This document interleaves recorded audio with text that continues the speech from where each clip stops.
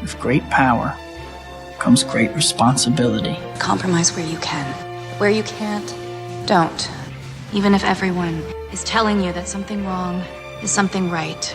Even if the whole world is telling you to move. It is your duty to plant yourself like a tree, look them in the eye and say no. You move. Never step onto the battlefield of ideas unprepared. Before you enter the fray, you need a plan. And there's no better place to get one than right here on Tactics with host Caleb Colquitt. The Situation Room goes live now on News Radio 1440. Good evening, everybody, and thank you so much for being with us here on Tactics, where speech isn't violence, tolerance isn't love, and disagreement isn't hate. Welcome to the program. Be sure to like and subscribe if you're watching us on Facebook or Twitter. Follow our page, Tactics Radio, on Facebook. Subscribe to our channel, Tactics Radio, on YouTube.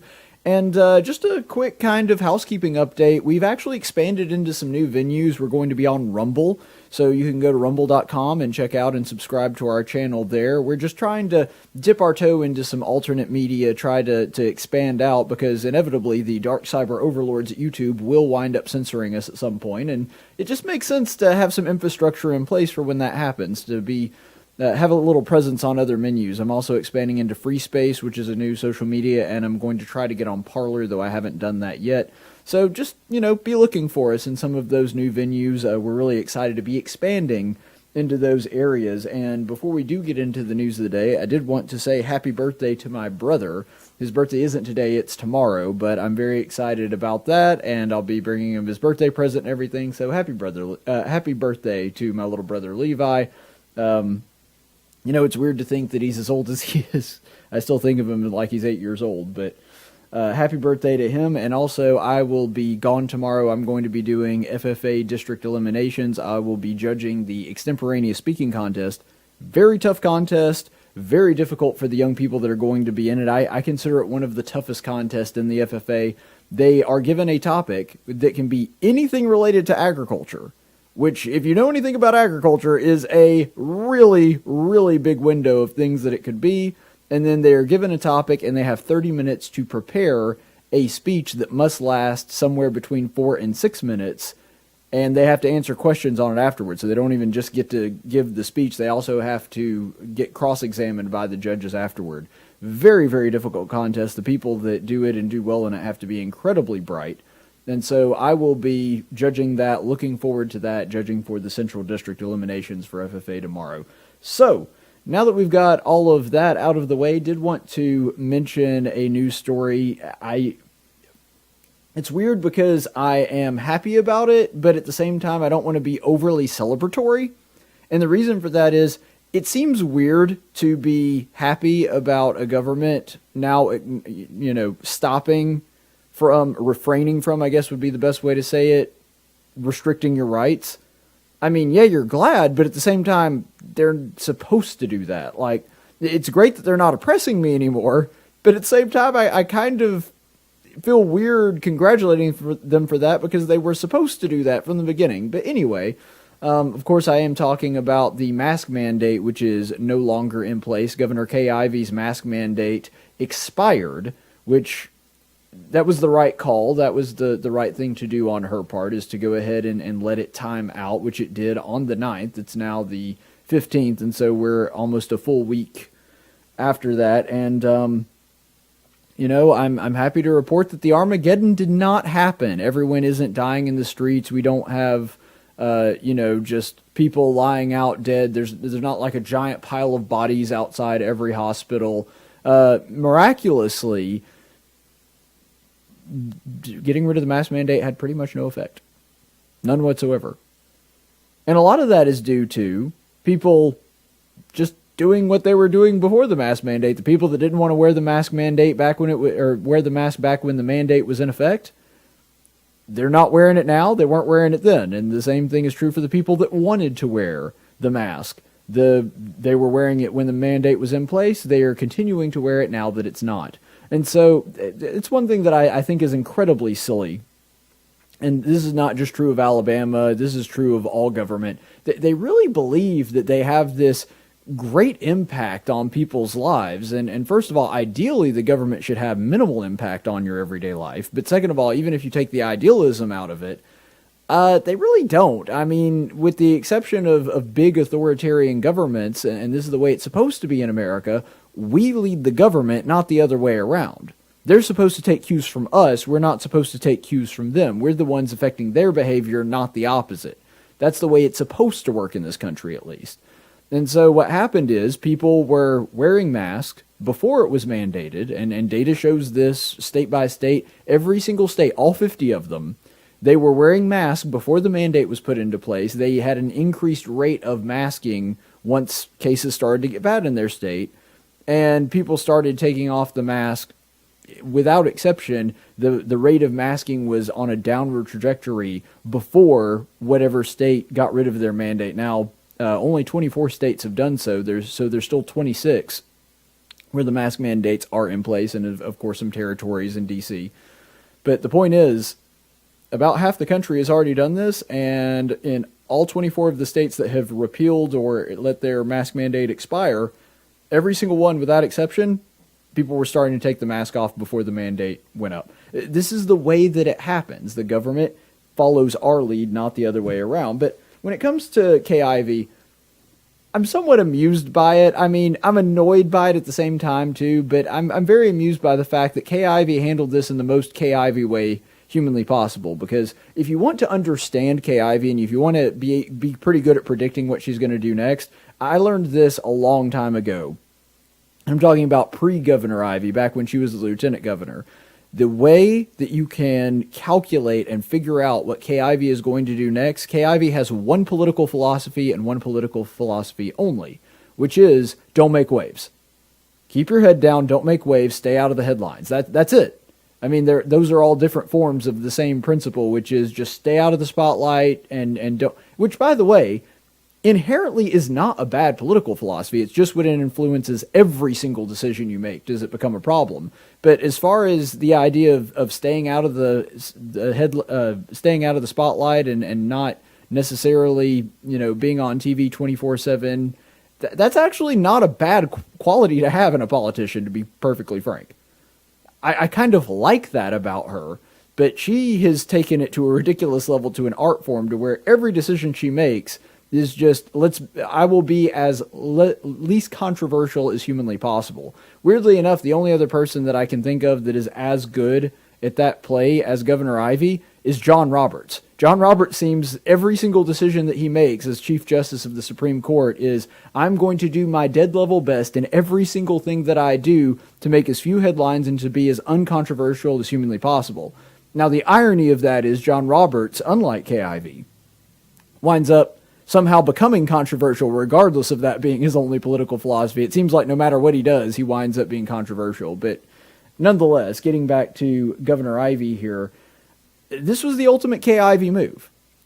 Because if your goal is to stay out of the headlines and not make waves, she played it perfectly.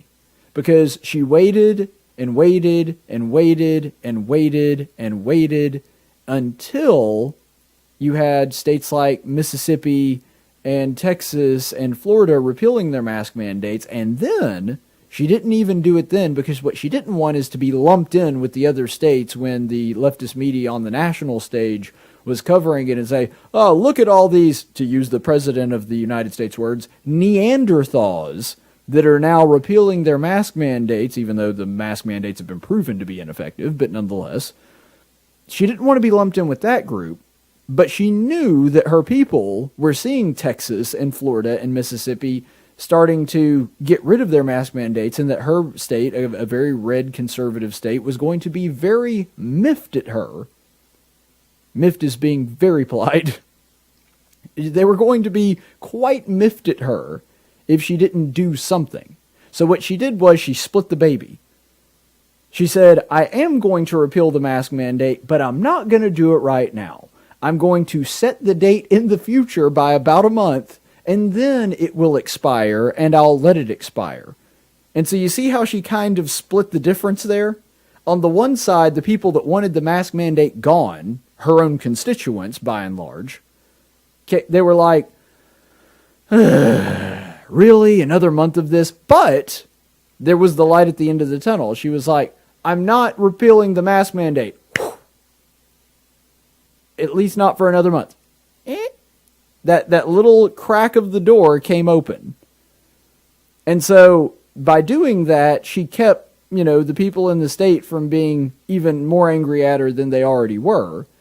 But then it also had the effect of, but she's not getting rid of the mandate right now, which means that the national media is not going to get all over her and write her case about this.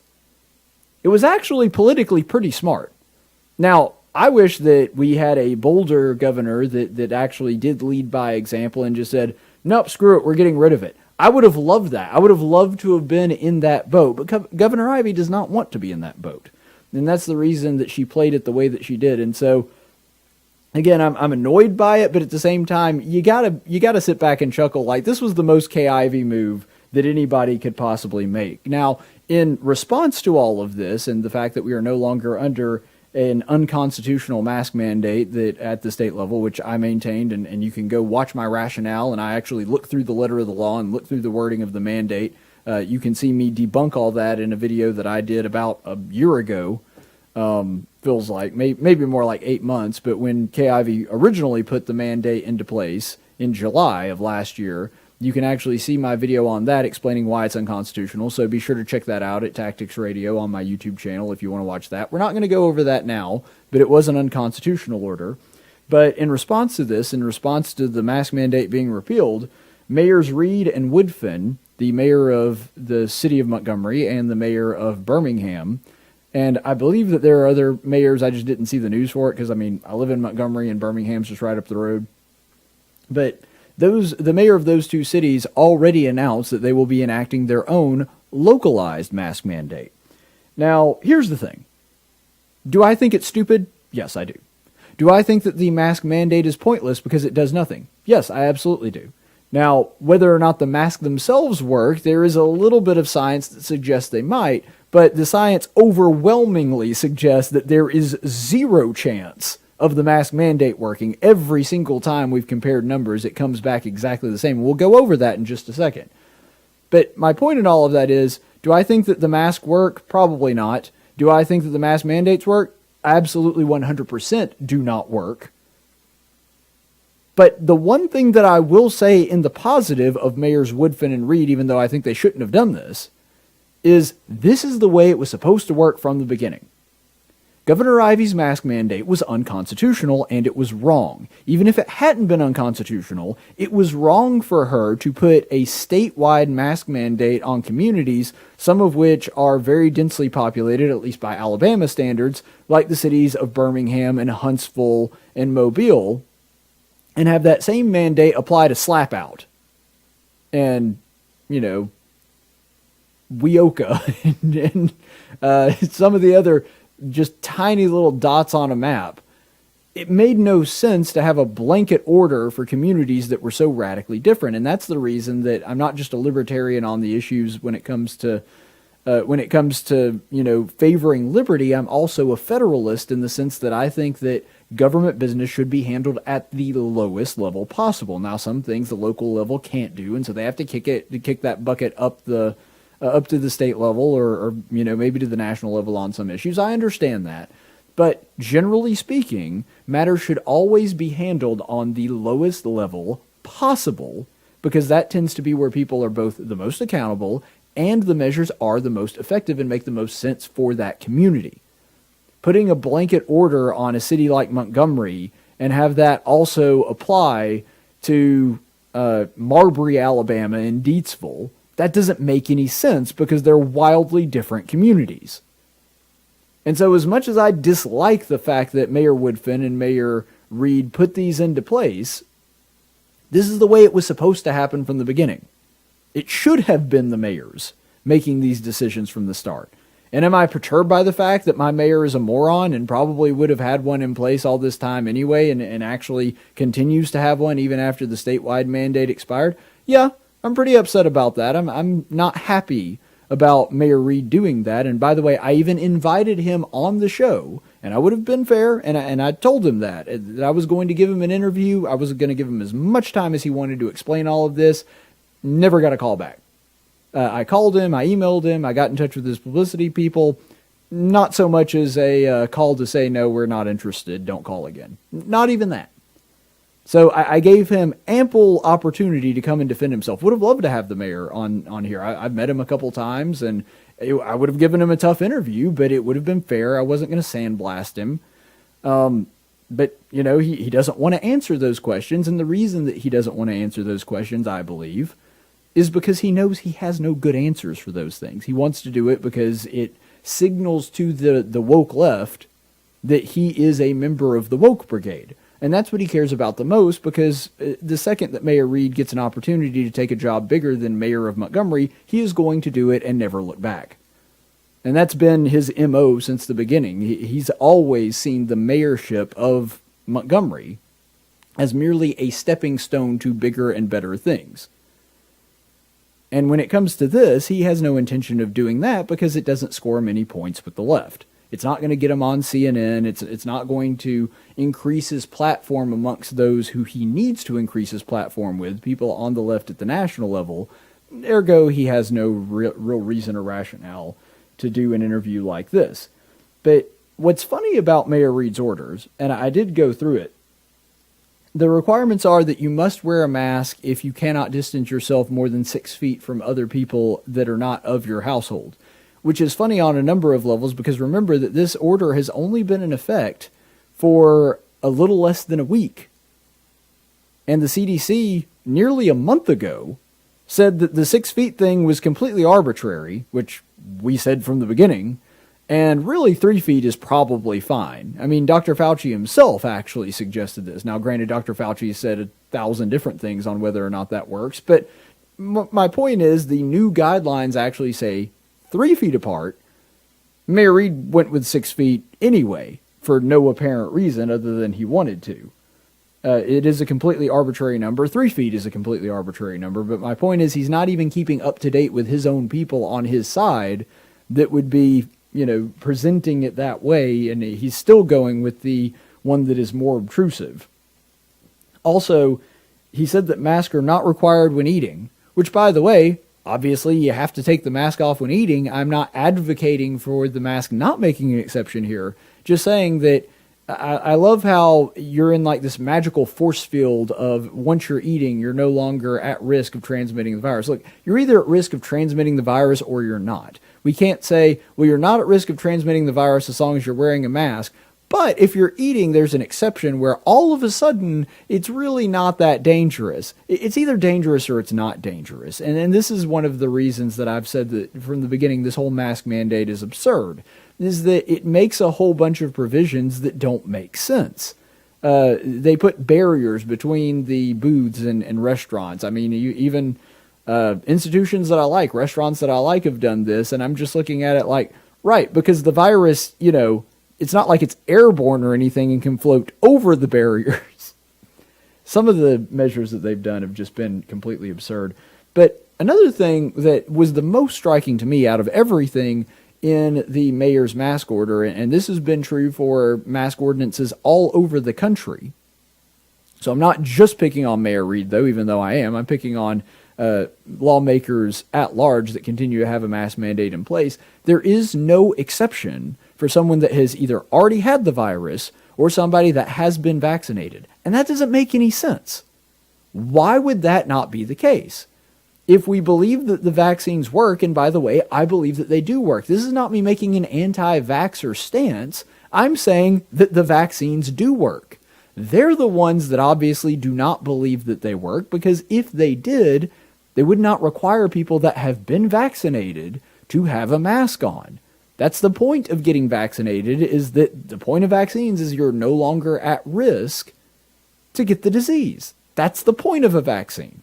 I'm the one that's saying, yes, I believe in the vaccine. I think that it probably works. The studies have shown that you have anywhere, depending on which vaccine you're taking, anywhere from an 80% to a 95% chance of not getting the virus, and therefore it has a great mitigation of your risk and greatly lowers the chances of you getting severely sick if you do happen to get the virus. Ergo, if you've gotten the vaccine, you ought to be taking your mask off. And by the way, if they want to incentivize people to take the vaccine, that is the number one thing that they can do is say, hey, once you've got the vaccine, you don't have to worry about the mask anymore. But nobody on that side does it. Nobody on the left is saying that. And I can't for the life of me understand why, because that is the number one thing to motivate people to take the vaccine if that is your intended goal. See, the problem is that is not their intended goal. It's about power and being able to control people. It is not about keeping people healthy or mitigating their risk. Same thing with people that have already had the virus. If you've already had it, the risk is extremely low. When we're looking at people that have been reinfected, we're talking about numbers in the double digits in a country of 327 million people. I mean, the danger of getting reinfected is extremely low. And of the people that did get reinfected, their second round with this thing was incredibly mild, because they already had a great deal of immunity built up from the first time. And so the risk for that is extremely low, and yet we continue to pretend like the mask is somehow far more important than natural immunity or vaccinated immunity. But ultimately, I mean, I guess that should be par for the course, because again, this thing was never about keeping people safe. It was never about keeping people healthy. It was never about slowing the spread. It was always about power and control. And Mayor Woodfin and Mayor Reed and hundreds of other elected officials that are in favor of the mask mandate across this country, they're terrified of not being terrified. They are terrified of losing the power of having the pandemic to lord over people. Now, some of them probably understand this and use it more effectively than others. I don't know if that's really Mayor Reed's intention. But the point is, the movement as a whole, that is the goal. It's about power and control. It's not about keeping people safe, because if it was, then if you already had it or you had already been vaccinated, there would be no reason, nobody calling for you to wear a mask. Even if they believed the mask worked, it wouldn't make any sense to make those people wear it, of all people. But here's the thing. The masks don't work. They've never worked. All of the data has shown us that the mask mandates for sure don't work. Again, there's been some lab studies that people wearing certain masks, N95s, in a certain way, people that have professional PPE training, that understand how to wear a mask properly, we can replicate that with people in labs. We can do that, which means there is potential that they could help outside if they're wearing the mask properly and they're wearing the proper kind of mask. There's been no studies done on these cloth masks that those things are actually workable in a real life situation with somebody that doesn't actually know how to properly wear a mask. However, we know for a fact, even though there is some science that suggests the mask might have some effectiveness, we know for a fact the mask mandates have zero effectiveness. We know that for a fact because we've seen it play out over and over again. And to prove my point, I'm not even going to use old data that I've already used. I'm going to show you some new stuff. So you can see this right here. This is a current map. I took this today, and it looks at the past 60 days of COVID hotspots in the United States. This is from the Mayo Clinic. You notice anything about all of the states that are dark red? The ones that have the closest to 100 per 100,000 people on average daily cases? It's Minnesota and Michigan and Illinois and Pennsylvania and New York and Massachusetts and, that's weird. It's a bunch of states that currently have mask mandates. Now, the only one I see on there that is bright red that does not have a mask mandate right now is Florida. And, Florida is experiencing a bump in cases, but the overwhelming majority of your average daily cases there have come from states that currently have mask mandates. And Florida is not even a great example, just because it has, I believe, the fourth or fifth oldest population of elderly in the United States, which are by far the most vulnerable to the disease. And the other states that have an older population than them are states like Rhode Island that have extremely small populations. And so, as far as the big states go, it has way more old people than any of the other big states.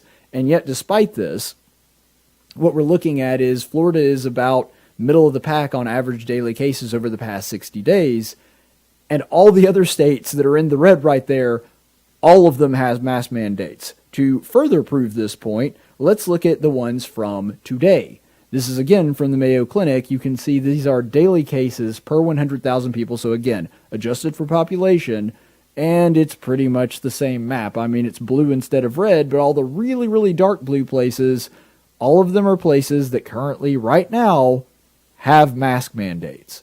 If the mask mandates worked, that would not be the case. And I don't know how else to put it. It's just that simple. The data does not back up the claim that mask mandates have any effectiveness whatsoever. And if we were going to look at the real measure, the most important measure, because I've always said, I'm not saying that cases and testing and hospitalizations are a useless measure, because those are good in certain situations, and it's good that we know those things. But what's far more important is the death rate, because that's how we should be measuring whether or not we're doing something actually good or effective, right? Because the ultimate goal is keeping people alive. And so looking at the death rate adjusted for population, we get a pretty good sense of this. And so let's go ahead and look at the states that have the highest deaths per capita related to COVID. You can see there, and I'm not going to read them all off, but New York, New Jersey, Massachusetts, Rhode Island, Mississippi, you get the idea. Those are the ones with the highest per capita. Now, I want you to see exactly the same map, but what I'm going to do is I'm going to highlight all of the states that currently have a mask mandate in place in red. Would you look at that? 1, 2, 3, and 4. All of the top 4 states with the highest deaths per capita have mask mandates to this day. And then after that, you've got Connecticut at number 7, Pennsylvania at number 11, New Mexico at 14, Illinois at 15, and Michigan at 20. Now remember, about half the states have gotten rid of their mask mandates. And yet we have 9 out of the top 20, so about half. So in other words, it seems that there is no correlation whatsoever with a lower death rate and mask mandates. Isn't that interesting? It's almost as though the mask mandates, as I have been saying for months now, do not work. They have no effect on whether or not you have higher case rates or deaths. But ultimately, it's like I've been saying for a while now. The reason is because it's not about health, it's not about safety, it's about control and fear. They want you to be afraid. They want you to be dependent upon the government. They want you to believe in them to keep them safe, to keep you safe. And that is why they continue down this road, even though all of the data points in the opposite direction. Because at the end of the day, people like Mayor Reed and Mayor Woodfin are science deniers. They can see the science. They can see that the vaccine protects you and say, well, we still got to have masks. They can see that natural immunity protects you, and they say, but we've still got to have masks for those people. They can see that the mask mandates do nothing effective at all. They say, but we've still got to do it. I mean, it just makes sense to be on the safe side, right? Well, I actually got into a debate with somebody earlier this week, and they said, well, yeah, but the mask mandates are better than nothing. I literally just compared it to nothing. That was the literal control, nothing, no mask mandate. I compared it to nothing, and the results were in that nothing had exactly the same results as a mask mandate. And so this idea, well, it's better than nothing. No, it's actually not. I just compared it to nothing. And so it does not make sense to continue down this road. None of this makes any sense. So another big local story that came out this week, Senator Tommy Tuberville was one of only 6 senators to vote against hate crime legislation. And the reason that I say that is because hate crime is one of the dumbest names for this thing, because if it's a hate crime, isn't all violent crime hate crime? Like if you beat somebody over the head with a stick, that's a hate crime. If you're trying to kill someone, that's a hate crime. It doesn't matter if you're the same race, a different race, whatever your motivation. If you're committing violent crimes against people, you hate that person. That's just the way that this works. And so it's an absurd premise. But Tuberville, one of only 6 U.S. senators, so a lot of Republicans voted for this thing, to vote against the hate crime legislation that is aimed at protecting Asian Americans. So all hate crime legislation is redundant, like I said, because all of the things that would be illegal are just now double super illegal. Like attacking somebody and shooting them or hitting them with your hands or throwing stuff at them, all that stuff's illegal. All hate crime legislation does is it says, well, now it's double super illegal. But it was illegal before. It was already illegal. And another thing, too, this should be handled at the local level. Even if I believed that hate crime legislation were a good thing that actually did something productive and weren't redundant, I still would say it's something that should happen at the state level. There is no reason for the federal government to get involved in this. It is beyond the mandate given to them by the Constitution, and the 10th Amendment clearly says that if that power is not given to them by the Constitution, it remains with the people or the states. Plain and simple. However, this went through, and now you've got hate crime legislation on the books, but Tuberville was one of the ones that voted against it. And his rationale made a lot of sense. Now, mine would have just been, well, it's unconstitutional. That would have been the end of that conversation. However, he actually gave a rationale that makes a lot of sense as well. Because he said it creates a database for people to report incidents with no penalty of false reporting. And that is essentially what this bill does. Because it would give people the opportunity to anonymously comment, basically. And then that would create a database for an incident. But there's no trial, no due process. It also does not prosecute somebody, at least not for being in the database itself. They can prosecute as of the results of investigating things in the database. But it would create a federal database that they could say, oh, we have this many incidents of violence against Asian people. But the problem is that those are not cases that went through. Those are not cases that the person was proven guilty or that they even proved that race was involved in it at all. It's just reported. And this is one of the things that Democrats undoubtedly would use as a cudgel to try to get their way or try to prove their point that hate crimes are on the rise when they're really not. Just people reporting hate crimes are on the rise. And that is really the problem here, is that they're wanting to use it as a political tool, but even if they didn't, it's still bad legislation regardless. So there is one study, and this was the justification for this. There is one study that shows that there is a rise in potential hate crimes, and I love this. This is actually taken straight from the article that was done on Tuberville voting against this from AL.com. Check this out. The Senate opened debate Wednesday on legislation confronting the rise of potential hate crimes against Asian Americans, a growing problem during the coronavirus. I love the verbiage there. Potential hate crimes. A rise in potential hate crimes. See, the funny thing is they're already doing it. The reason that Tuberville voted against this thing is because he said, I don't want there to be some kind of database where people just report crimes. They don't look into them. They don't investigate them. They just have them reported, and then Democrats will use that as a political tool to try to get their way in the future, trying to point to this as justification, even though these are just things that have been reported, not things that have been looked into. It's not an actual increase in incidents. It's just the allegation that there's been an increase in incidents. And the reaction by the leftist media, and I'm including AL.com in that, is, but there's been a rise in potential hate. They're doing it already, you see. They're saying that there are potential hate crimes, therefore we should be alarmed and we need to do something about it. I don't care about potential hate crimes. I care about crimes that have been committed against people, and if you can show me there's been an increase of that, and if it is racially based, then we need to know that. We need to know that to help us solve the problem, because if that's the case, that is a real problem that we need to look into. But they need to make the case for that first.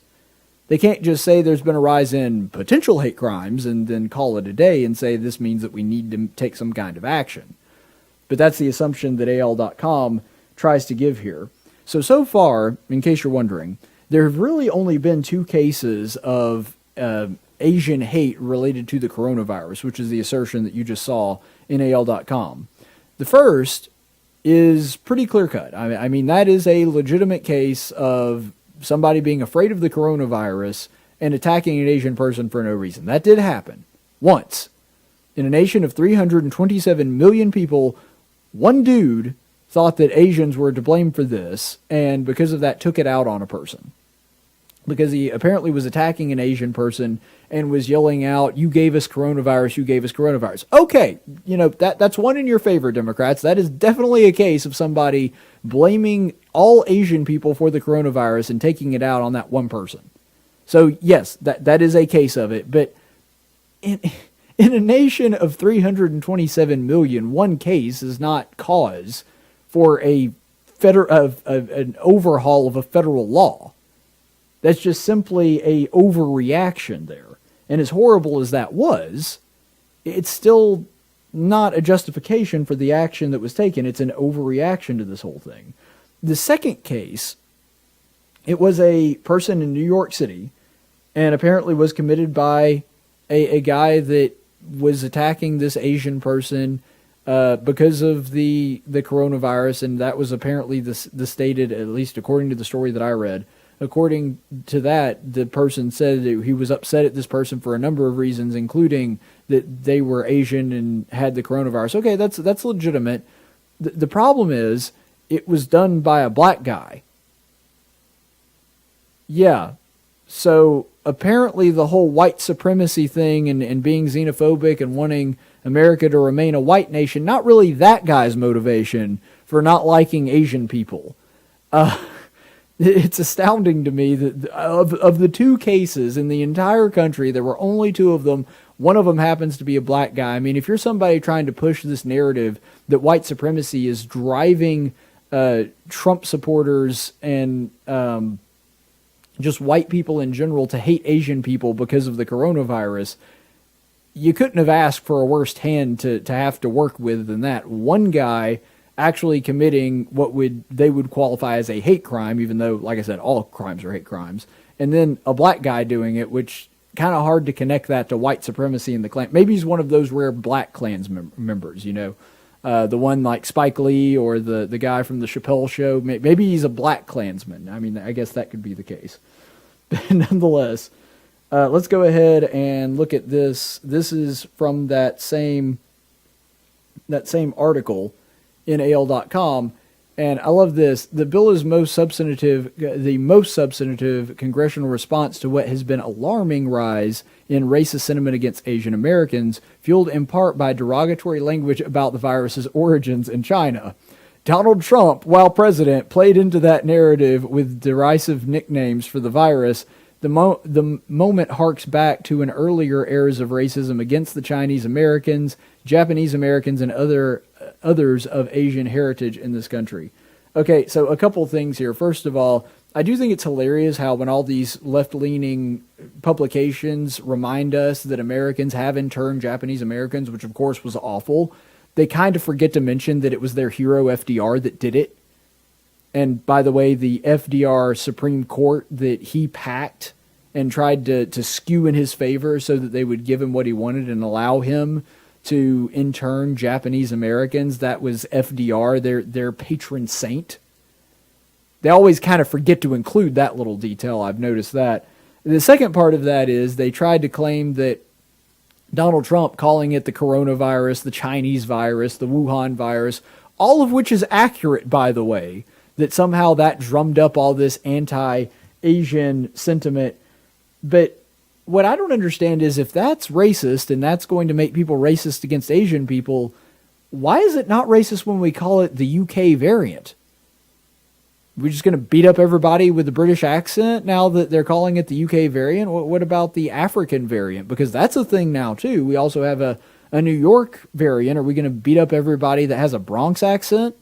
I mean, has AOC been beaten to death because she's a New Yorker? I mean, gosh, I would hope not. But you know what I'm saying here? They act as though mentioning that this virus has a specific location is somehow racist, and that's just absurd. I mean, the West Nile virus came from the West Nile. You know what we didn't do? Beat up people from South America.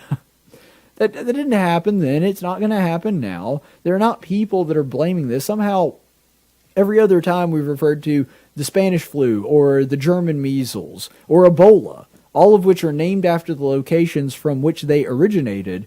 Nobody thought it was racist then, but all of a sudden, this one time, when they just happened to need a political narrative to try to get rid of their least favorite president, Donald J. Trump, now all of a sudden it's a racist thing, and we've got to we've got to stop that, just referring to a virus by its point of origin. Man, they're really stretching on this one. But here's the thing. Trump was never blaming Chinese people. He never blamed the Chinese. Now, he blamed China's government for a lot of things, including the coronavirus, and he did that repeatedly, and I agree with him. But he never blamed Chinese people as a whole. And anybody that did interpret it that way, if there was anyone, and I don't know of any incidents where they did, anybody that would have interpreted it that way would be a moron. And they should be blamed for whatever they did, but that has nothing to do with President Trump. But we don't even have an incident of that. Trump blamed the government of China, not the Chinese people. And here's what I would like to remind our friends on the left.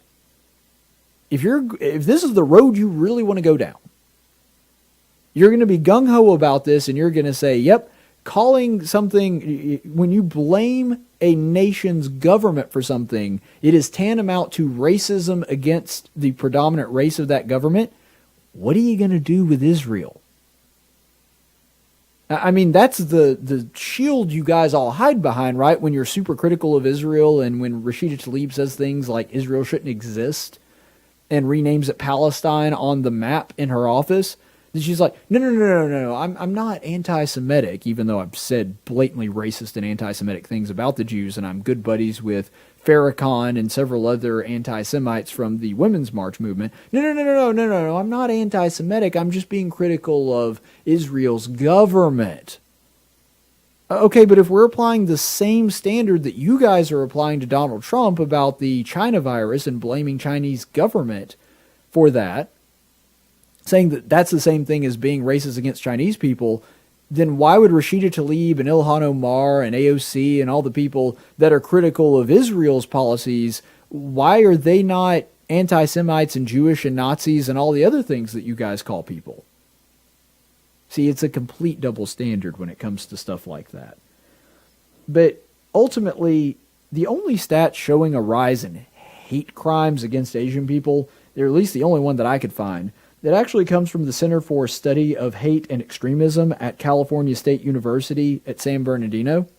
And they released this graph, which I've seen in a number of different news articles, but this is the graph that supposedly proves that there has been a sharp uptick in anti-Asian hate. Well, there's a couple things that you need to notice about this. First of all, you'll notice that they took about 20 of the nation's biggest cities. I think they actually took 16, but anyway, they took a survey of crime and anti-Asian crime specifically in the biggest cities in the United States, and you'll notice that by far the biggest spike is New York City. Lots of New York Trump supporters in New York City, apparently there, and in Los Angeles and Boston and Seattle and San Jose, California, and San Francisco.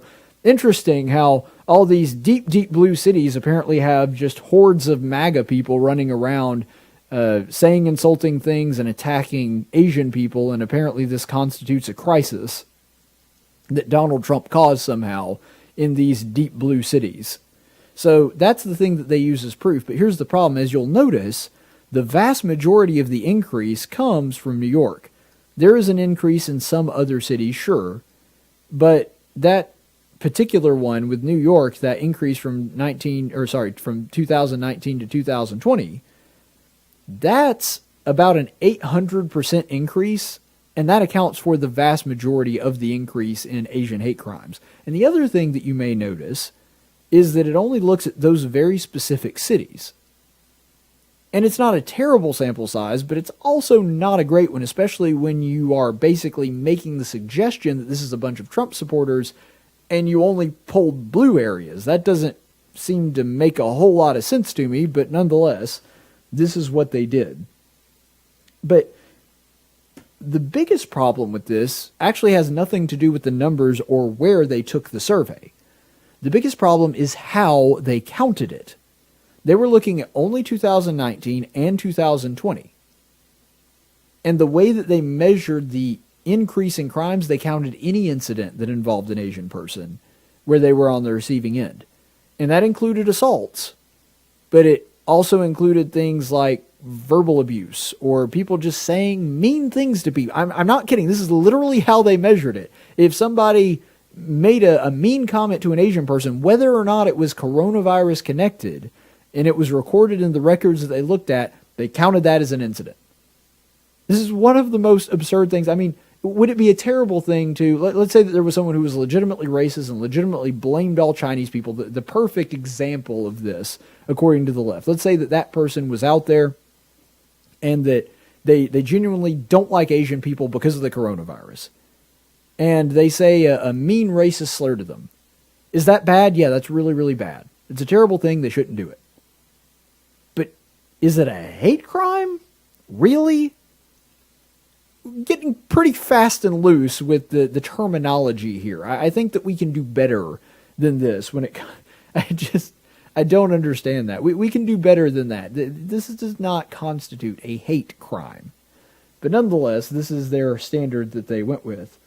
And this is actually kind of goes back to one of the main reasons that I don't even like hate crime legislation and don't think hate crimes are real. It's because they're subjective. They're completely subjective. Like, whether or not somebody stabbed a guy, that's pretty objective. You can prove that, or you can fall short and not be able to prove that.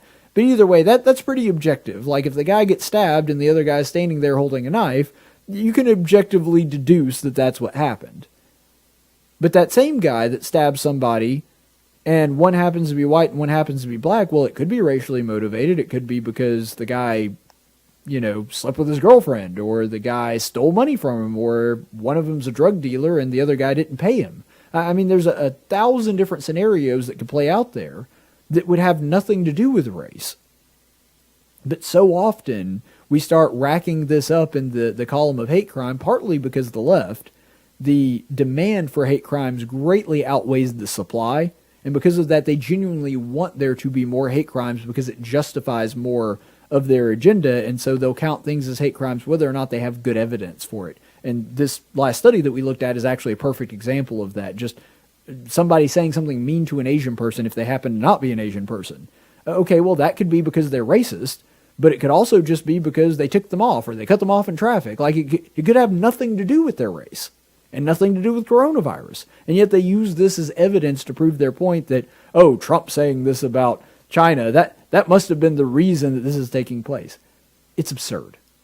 It's absolutely ridiculous, but this is the thing that they keep running with. But ultimately, hate crimes are subjective. You have to make a judgment there, and then they want to sentence people extra for that. That none of this makes any logical sense. It violates the principle of equal protection under the law. Because if you wanted equal protection under the law, then it would be just as wrong to stab a white person to stab a white person as it would be for a white person to stab a black person, or vice versa. It doesn't make any sense to have an extra penalty or try to make it double super illegal because it might have been racially motivated. I mean, that's a terrible thing to do, but at the end of the day, when you commit violence against somebody, the motivation isn't all that important. It may be important in trying to determine whether or not he had motive, something like that, but it's not important in deciding whether or not this person deserves justice or more justice or any of that stuff. Just treat human beings like human beings as an equals. And if they are a depraved lunatic that hurt somebody, whether it was for their skin color or whether it had nothing to do with skin color, then those people ought to be prosecuted to the fullest extent of the law. Equality under the law means not considering race and not considering those external factors.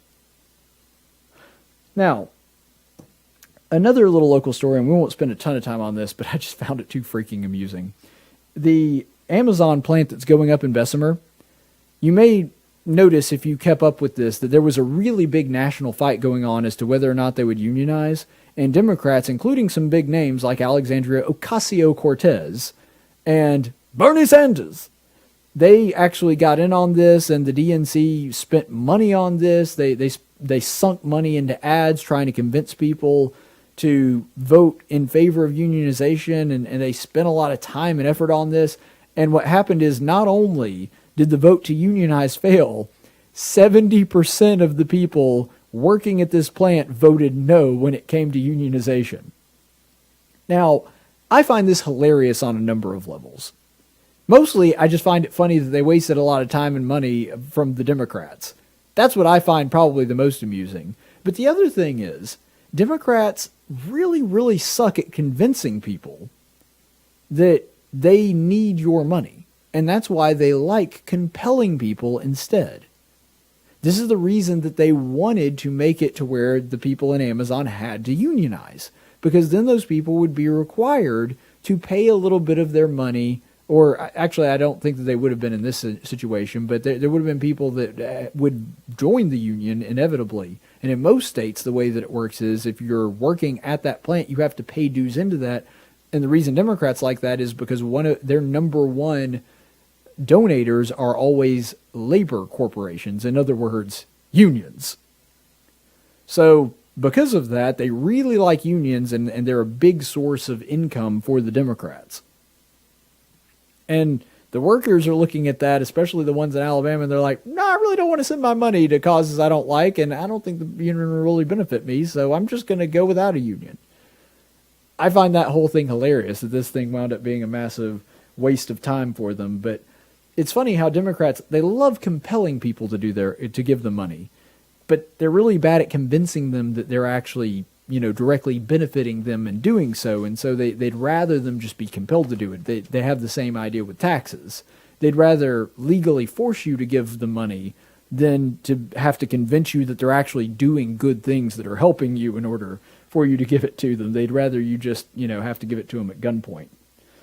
But we do have an interview with John Eidsmoe. But before that, I did want to mention this because John and I actually pre-recorded this interview, and the Colonel will be on in a minute, but big news about the Supreme Court broke between when I recorded this interview and now.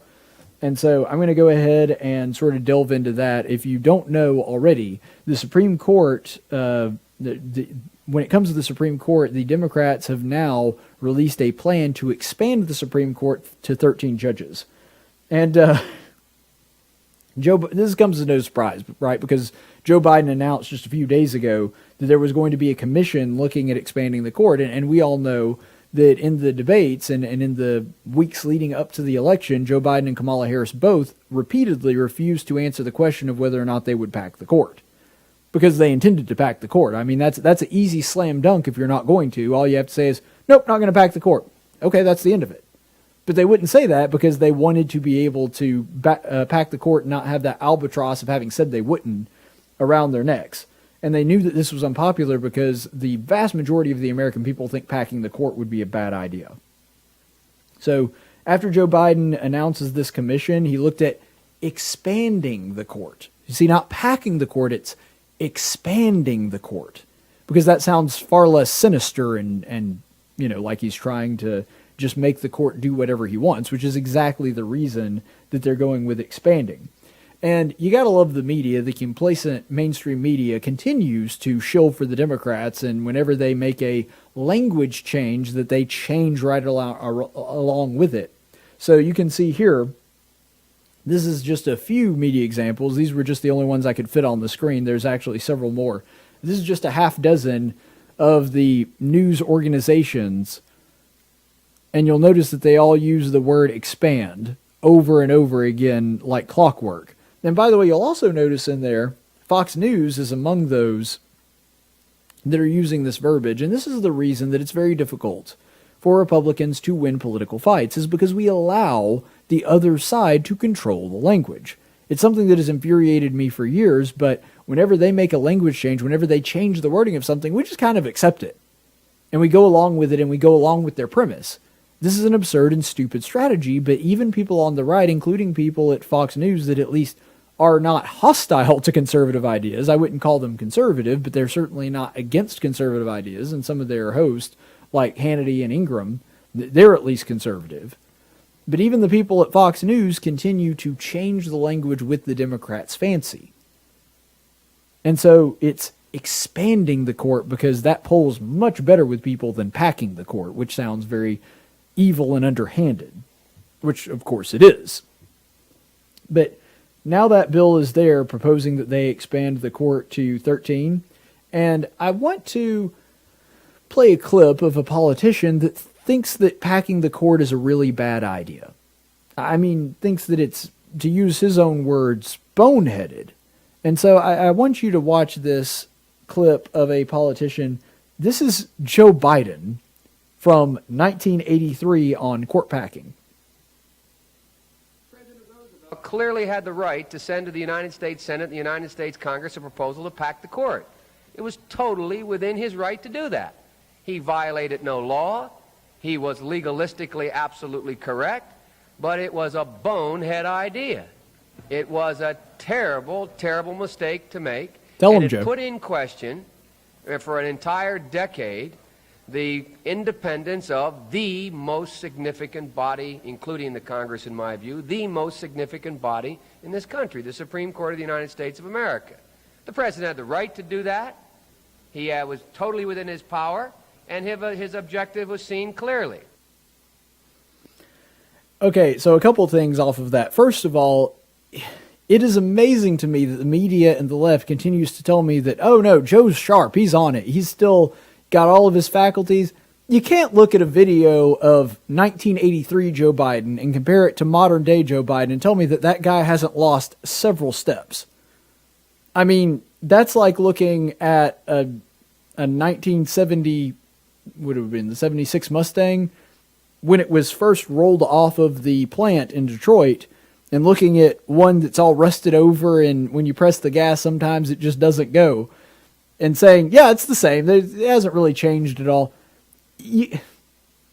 Looking at the old clips of Joe Biden, like back in the Clarence Thomas hearings when they were going through his confirmation and that kind of thing, it just makes you more aware of the fact that this dude slowed down a lot. It's not a little bit, it's a lot. And, you know, Joe Biden was kind of a weakling and a panderer even then, but he could at least articulate a point. And by the way, he happens to be 100% right in his analysis of FDR. That was a stupid idea. It called into question the legitimacy of the court for over a decade.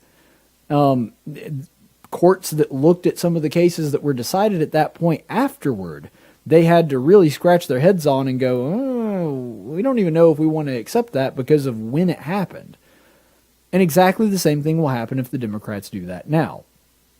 It's just funny that it happens to be Joe Biden that is bringing that point up, and here we are years later where Joe Biden is planning on doing exactly what he called FDR a bonehead for doing. But nonetheless, there's FDR, there's Joe Biden talking about FDR.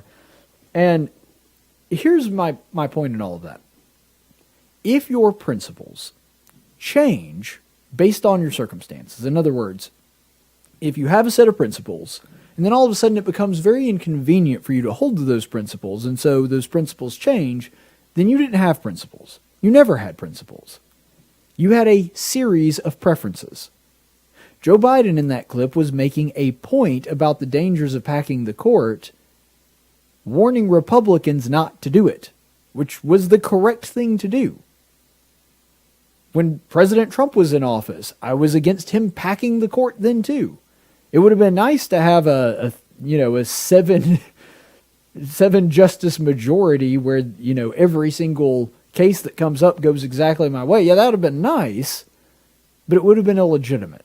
It would have been the wrong way to do it. Frankly, I'd be fine with this going down to one justice and it just being Clarence Thomas. I think that would be the ideal situation. But nonetheless, when we're looking at the court and we're talking about the makeup of it, Joe Biden was 100% correct there. And the fact that he just completely changed his principles means that he never had them to begin with. He didn't really believe in them. He just wanted to make a point. He preferred that people not do it then. He prefers that he do it now. Ergo, his principles are different, which means that he didn't really ever actually have principles. He just had preferences. And that's something that is true in your own life as well. But here's the other thing that you really need to consider when it comes to this question of packing the court. Because I'm seeing the argument being made over and over again by people on the left, by the media. They're saying that, well, we have to pack the court because of how unbalanced it is now. Trump just happened to have, and by the way, it was by sheer luck. It's not like President Trump did anything to make this happen. It's not like he packed the court and added justices. It just so happened that he inherited from his previous president, because they held over and didn't vote on Merrick Garland, he inherited one appointment in Neil Gorsuch. And then he just had Kennedy retire and Ginsburg pass away. And so because of that, he got to appoint three. Well, now they're saying because of how unbalanced the court is, that we have to correct it. And that would hold a lot more water, except their plan is not to balance the court, but to take over it. What is the next odd number after 9? If my math is right, I believe it's 11. So, theoretically, what they could do is, because there are 5 pretty solid conservative justices on the court now, and then there's Roberts, who I consider him one of the liberal justices at this point. I consider Kavanaugh the swing vote. But nonetheless, Kavanaugh's actually been pretty good here recently. We've got 5 solid conservative justices and 4 that tend to go liberal, even though, sometimes Roberts crosses the aisle and goes back to his Republican roots. I consider that crossing the aisle for Roberts now.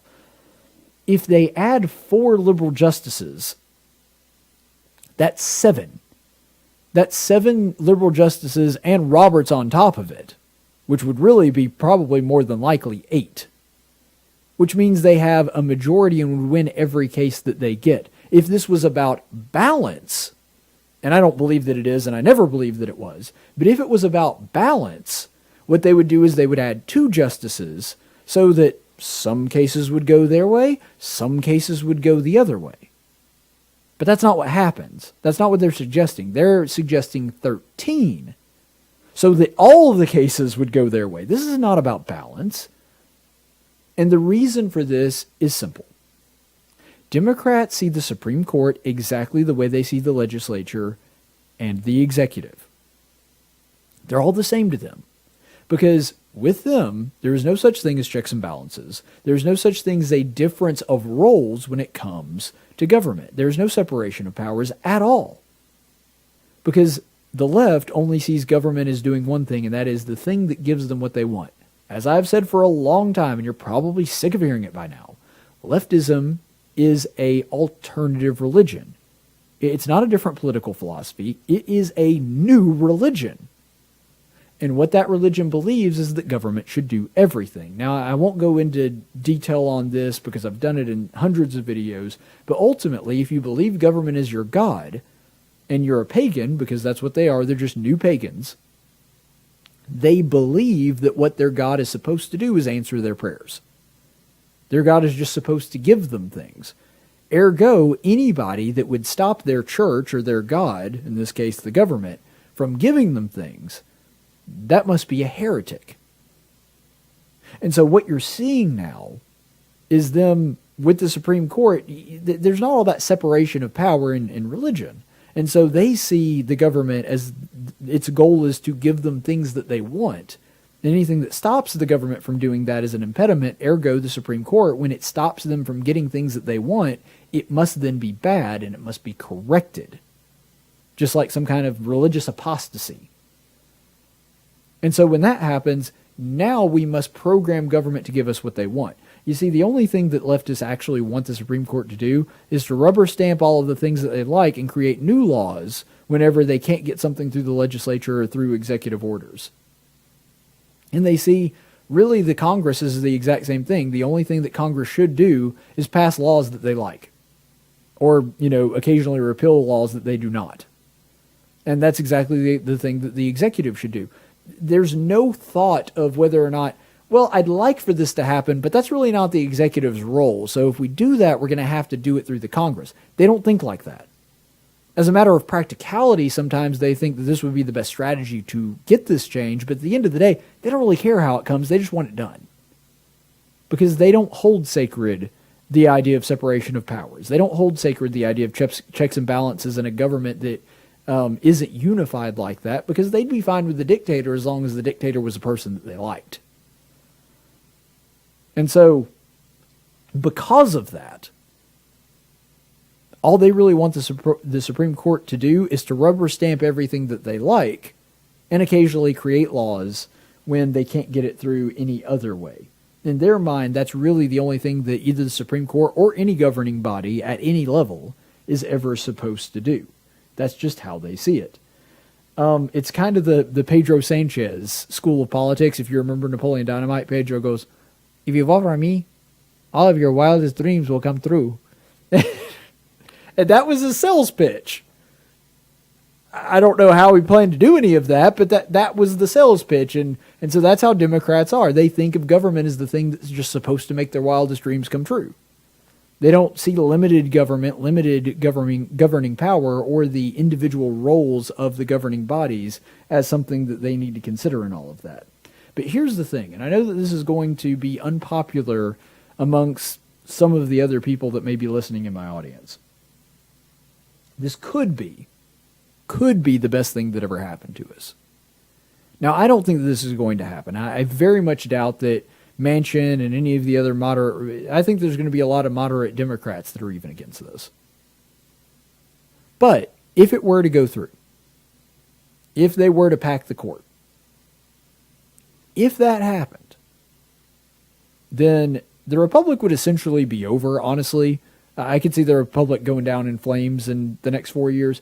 But if it happens, it could, and I'm just saying this is a possibility, it could be the fire that is lit up under the butts of our red state legislatures and governors. It might finally be the spark to cast doubt upon the things that the Supreme Court decides, to where they say, the answer is no. You can rule on this if you want to. You can rule that we should have partial birth abortion in this state. You can rule that we have to allow 35-year-old men into the bathroom and the locker rooms with 6-year-old girls to ogle them. You can rule that if you want, but we're not doing it. We ain't doing it. This is Alabama. Sorry. Go somewhere else. You have a problem with it? Send the army down here and force them to make us do it. That's the only way you're getting that done here. Now, do I think Governor Ivey is going to do that? No, I do not think that Governor Ivey is do that.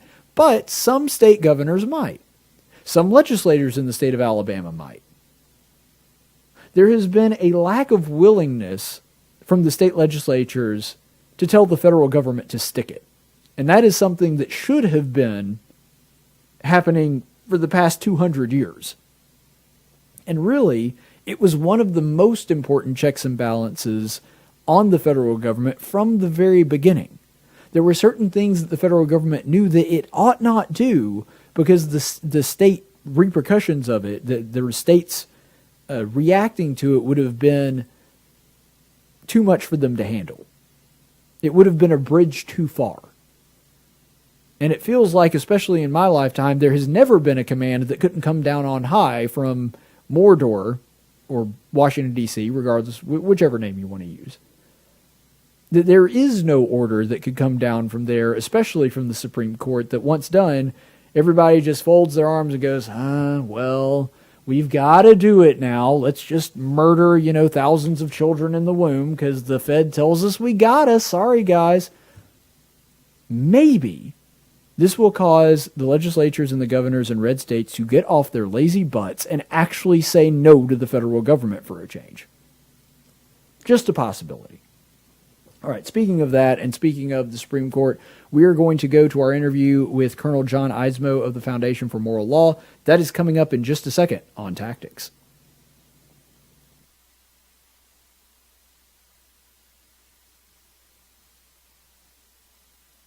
Hey, where you going? Champ? Slugger? Hey, cowboy. Where you going? Where you going? I'm going out! Hey everybody, it's Caleb here, and I've had a lot of people ask me about the three maxims of my show. I'm sure you're familiar with it if you've watched my program at all. They are: speech isn't violence, tolerance isn't love, and disagreement isn't hate. And because of that, I've had people ask me what those mean and want to have a deeper understanding of them. So I figured what I would do today is go over the second one: tolerance isn't love. And I think that this is one that confuses people and why it's included in the motto of the show. Really what it boils down to is this.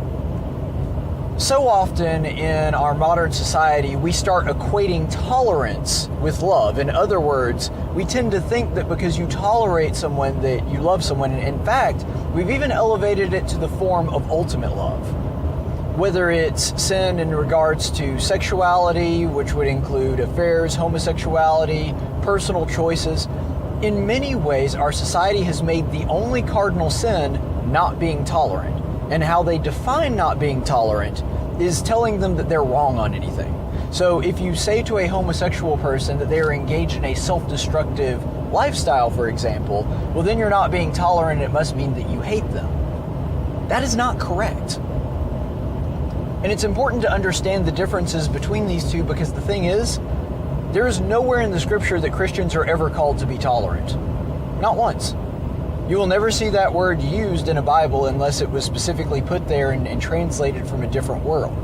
And the reason for that is not that tolerance in and of itself is a bad thing. Tolerance is very often a good thing.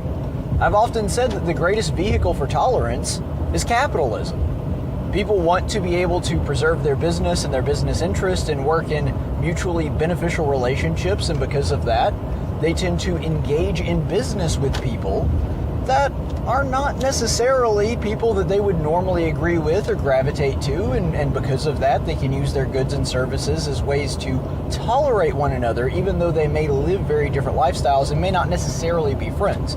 You can operate and engage in business with people that are outside of your normal circles of friends or your tribe, as it may be. And so capitalism does a very good thing, and you would think that somebody like me, who is very much a capitalist, would thus be in favor of tolerance. Well, here's the thing, I am. But it's important to define our terms here. Tolerance just means that I am not going to bring any harm to you because we may have a difference of opinion or come from different backgrounds, whatever it may be. And that in and of itself is a good thing. There's nothing wrong with tolerance. The fact that somebody grew up in a different place than me, the fact that somebody has a different color of skin than I do, the fact that somebody may not align with my religious beliefs or political beliefs, but I can still be civil and courteous and respectful of that person, that's a good thing. But it's the bare minimum. And that's the reason that Christians can't just stop at tolerance. And they can't just accept the world's definition of what it means to tolerate someone. And here's what I mean by that. I get this all the times when talking to people, especially that are parents and know a little bit more about this than me, who doesn't have any kids. They'll say, is it the more loving thing to do to allow your kids to just do whatever they want? Or is it more loving to try to teach that kid what is going to be best for them in the future? Now, the kid may not like it at the time. The kid may resent you for making him brush his teeth or go to school or whatever you have to convince the kid to do or compel the kid to do. But ultimately, the reason that you're doing that is for their own preservation. And that's the same thing that we're talking about here. If I believe somebody is engaged in a sinful or evil lifestyle, the loving thing to do is to tell them that they're wrong. The loving thing to do is to talk to them about that. If I have somebody, for example, that's a drug addict, I can tolerate that drug addict. And by that I mean not look down on him, not treat him like he's a horrible person, not treat him like he's a drag on society or want him locked up or to destroy his life or anything like that. I can just, keep him at arm's length and technically be tolerant. The loving thing to do would be to intervene and try to get that person to stop the behavior that is destroying their life. That's what love is. And so it's funny to me that we keep getting preached to over and over again that we need to be tolerant, that we need to make sure we're tolerant, that we never offend anybody or say anything that would cause them to think less of themselves. That's simply not true. I'm not saying that we need to go around just pointing out flaws left and right, but if we do see something that is genuinely bad for somebody else, it is the loving thing to do to not be apathetic. Because if hatred is just an absence of love, then apathy is just as much hatred as resenting that person or treating them like they're less than human. It's a different form of hate, but it's hate nonetheless. And that's the reason that maxim is there in the motto of my show, that tolerance isn't love. We should never confuse the two. Ultimately, we have to remember that love is what Jesus Christ called us to do, not tolerance. Tolerance is the bare minimum, and frankly, when it comes to Christians, if that's all we're doing, we're not doing what Jesus asked us to do. Because tolerance is not love. And welcome back, everybody. Thanks so much for being with us here on Tactics, where speech isn't violence, tolerance isn't love, and disagreement isn't hate. Thank you so much for being with us here on the program. Be sure to like and subscribe if you do enjoy this channel, because that ensures that more people get to see my conservative content, which is really bad for the dark cyber overlords at YouTube. And so if you want to help us fight that battle, you certainly can do so by clicking like and or subscribe, preferably both. All right, my next guest on the program is somebody who's been a constitutional attorney for a number of years. He works with the Foundation for Moral Law, and somebody that we've had on the program a number of times, specifically to discuss religious liberty issues, because that is his area of expertise. So without further ado, we welcome back to the program John Eidsmoe. Thank you so much for being on the program, Colonel. Caleb, it's great to be with you again to talk about some of these issues that are of great concern to you and me and our audience as well. Oh, absolutely. And I've got to say, just looking at the news recently, this has been something that's been kind of quiet. You haven't seen a ton of media coverage on it. But yet again, on Friday, the Supreme Court actually struck down a provision from the Ninth Circuit Court of Appeals. I believe the fifth one they've done specifically with the Ninth Circuit Court of Appeals so far, specifically on how states have been implementing restrictions on religious liberty when it comes to the coronavirus response. So could you talk to us a little bit about that and how this has been unfolding? Well, you are correct on that, Jacob. Or, I'm sorry, Caleb, if you were correct That's on all right. that. It's another good Bible name. That's fine. And, but, yes, the court has ruled on that, and one of the reasons we don't hear about it is it's not the narrative that the media wants us to know. What the media wants us to hear is that all those in authority are saying that we need to lock down, we need to close down, wear our masks, and shut up. And when there is information to the contrary, or when authorities like the Supreme Court say to the contrary, then it seems like the media just kind of suppresses that, doesn't talk about it, or maybe puts it way over on page 18 or something. But you are correct that on several occasions the Supreme Court has ruled in favor of religious liberty and against some of these COVID restrictions. Possibly the one that was most noteworthy was several months ago when the Supreme Court struck down Governor Cuomo's orders that restricted churches in the state of New York. And I particularly like what Justice Gorsuch said in that case, when he said that even if the Constitution takes a holiday during an emergency, that holiday cannot become a sabbatical. In other words, Right. You may be able to have some restrictions that are temporary, but you can't make those more long-term. They have to be as temporary as they possibly can be. Here in Alabama, of course, the governor has issued orders, and these have included masks. They've included social distancing. For a while, these even required the churches not have more than 9 people in attendance. 10 or less than 10 is what it said. And even though those are no longer in effect, we still have a lawsuit going against the state of Alabama and the governor in particular on this, because we believe that the past abuses were violations of free exercise of religion, freedom of speech, freedom of assembly, and a number of other rights. And we're hopeful that the court will see it that way as well. And what we were really concerned about is that under Alabama law, the governor could issue an order like this, but then at the end of the 60 days of the order could simply extend it for another 60 days and another ad infinitum. And that's not what an emergency order is supposed to be.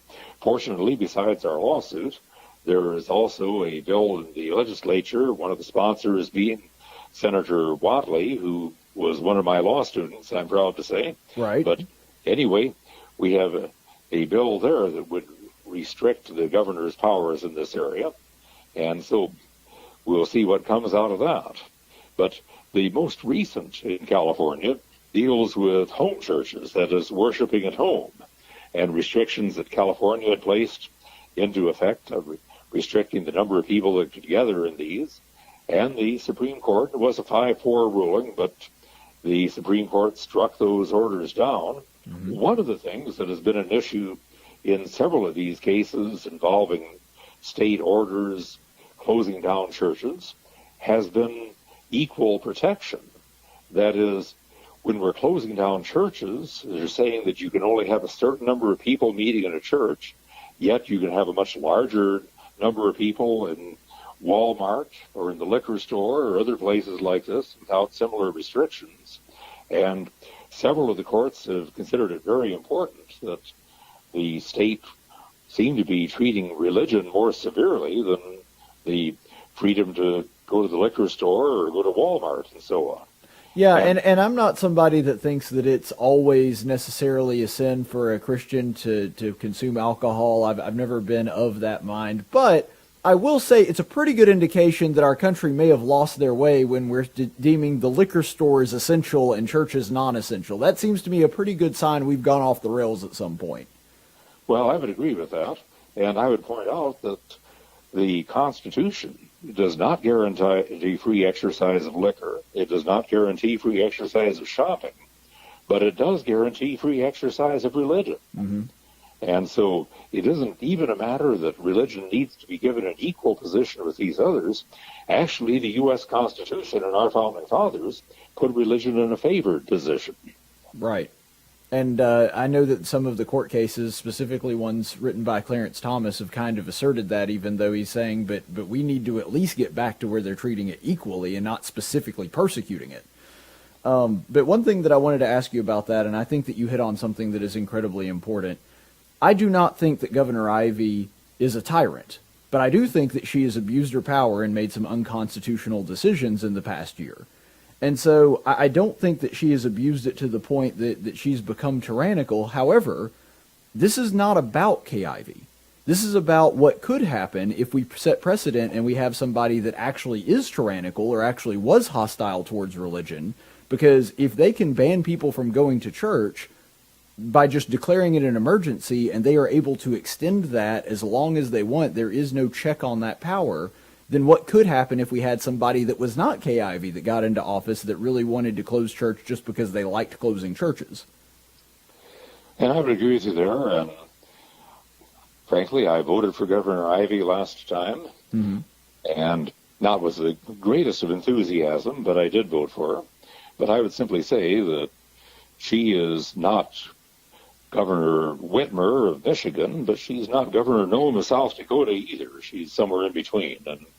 But I'd also raise some question as to how much in control of her own administration she is right now. And some of these orders may have been beyond what she wanted. There was a cartoon that I thought was pretty funny. It kind of maybe showed the situation pretty well, but it showed her giving a press conference when she's announcing her order. And she says, "You all stay home now unless you got to go someplace." Right, which is, I actually did a Out on the Town, which is a segment I do in my truck when I'm riding around, and that was the point that I made, is like, well, so far the Alabama rules say that you can only leave the house if you have to go buy something or you have to go exercise, or, and this is according to the letter of the law, anything that would maintain your daily routine. And I was like, well, wouldn't that just mean everything? Is there... The order, well, no, that was not the earlier order. That's one of the later orders.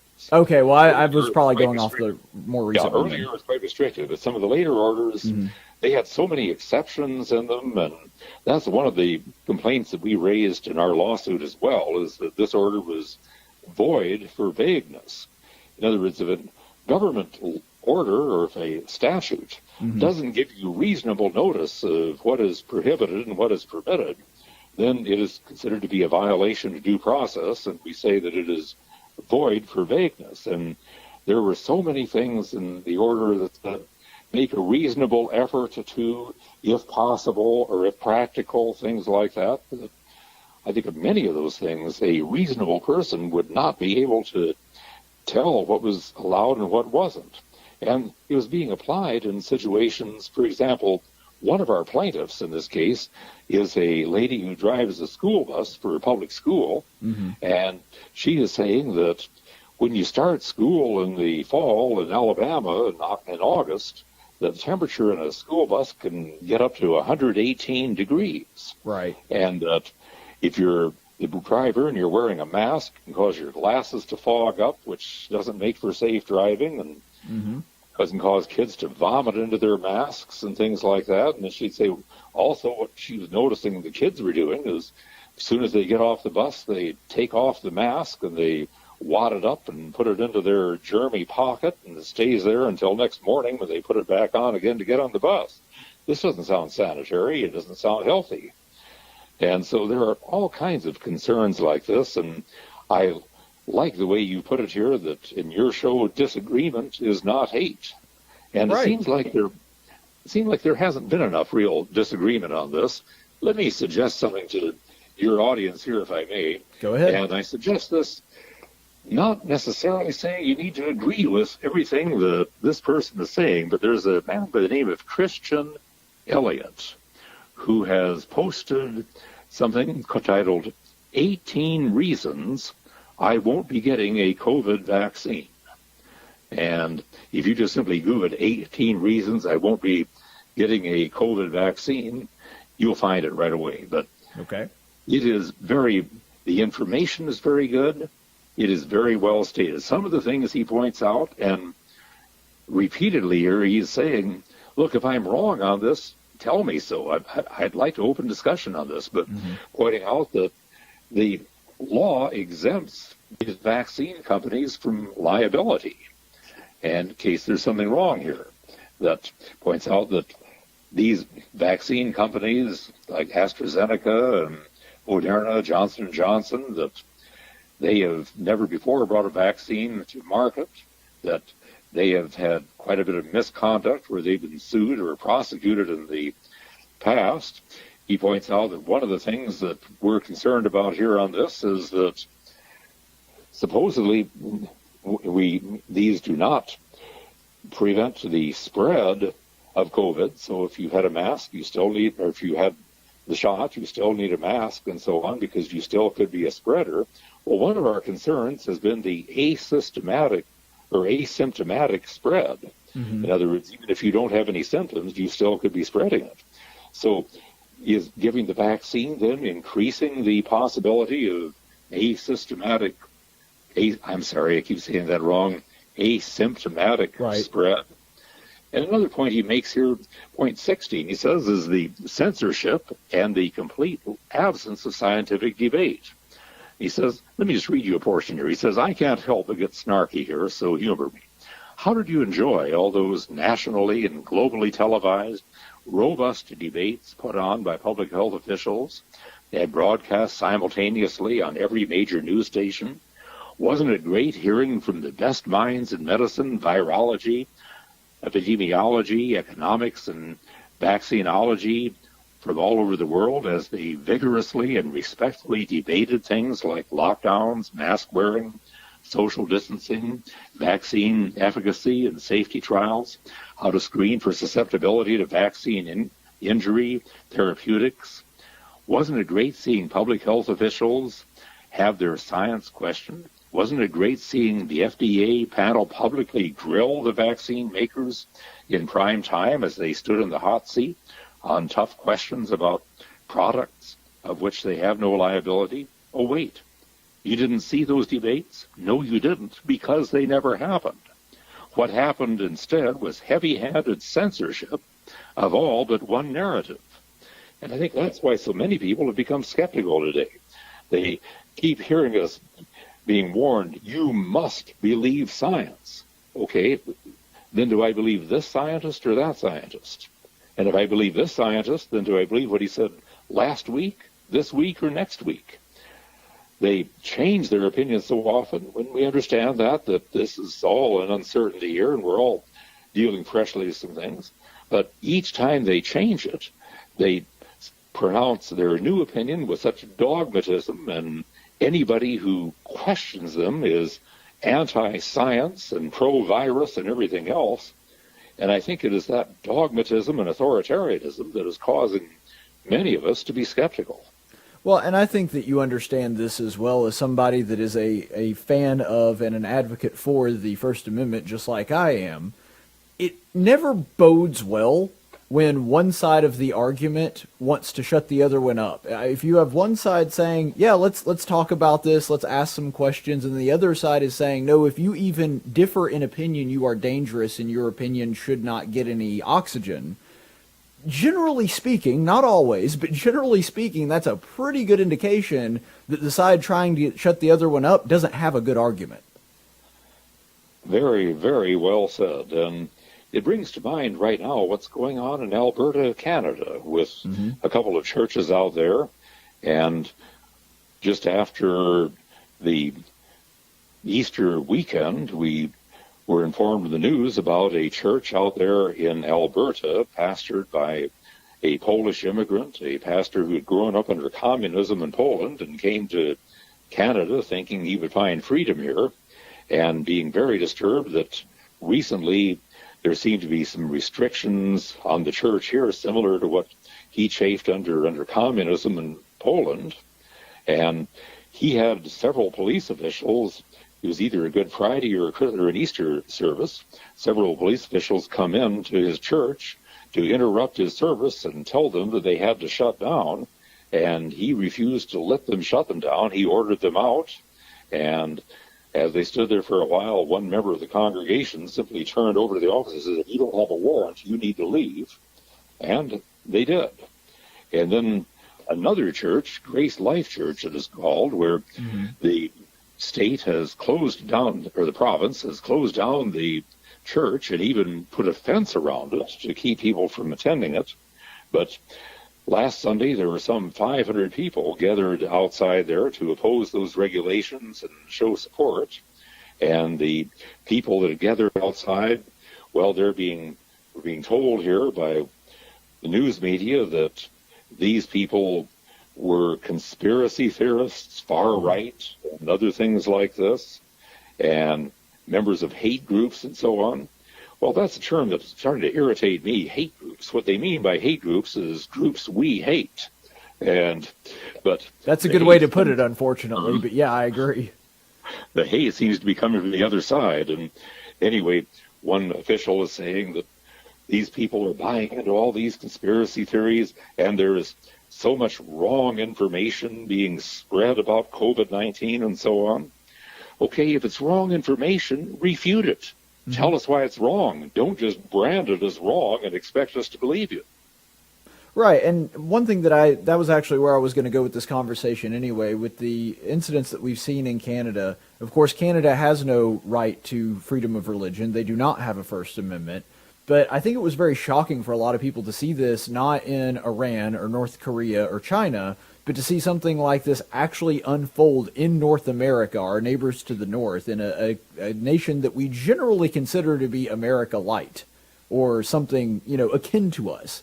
And so my follow-up question in that would ultimately just be, do you think that this could happen in America? Does the First Amendment guarantee that this would be beyond the pale, that it could never happen, or is this something that even with our First Amendment, maybe down the road, we could see something similar to this happening? I'd say it's a distinct possibility, and you're right. We have looked at Canada as probably our best ally and a 2,000-mile unguarded border that we've had, that we've been able to share with Canada. We see them as coming out of the same English legal tradition and having many of the same rights as ours, not the exact same constitution to protect them, but a legal tradition that protects those rights. But many of those things already are going on in the United States. Canada seems to be a little bit further down the line on these things than we are. Right. Luckily, so far, we haven't thrown a preacher into prison or put fences around churches. Not yet, but I mean, that's what I'm asking. Like, could we see that happen in the near future? We've done some things that are close. But to say we're not quite as far down as Canada is on this, but we're moving in the same direction, or we have been. And one of the really, really encouraging things, I think, if you look to things that President Trump did while he was in office, is appointing 3 new justices to the Supreme Court in Gorsuch and Kavanaugh and now Barrett. And all 3 of them seem to be standing very firm for religious liberty, and I'm thankful for that. But nevertheless, we have what we're talking about today is the living Constitution approach.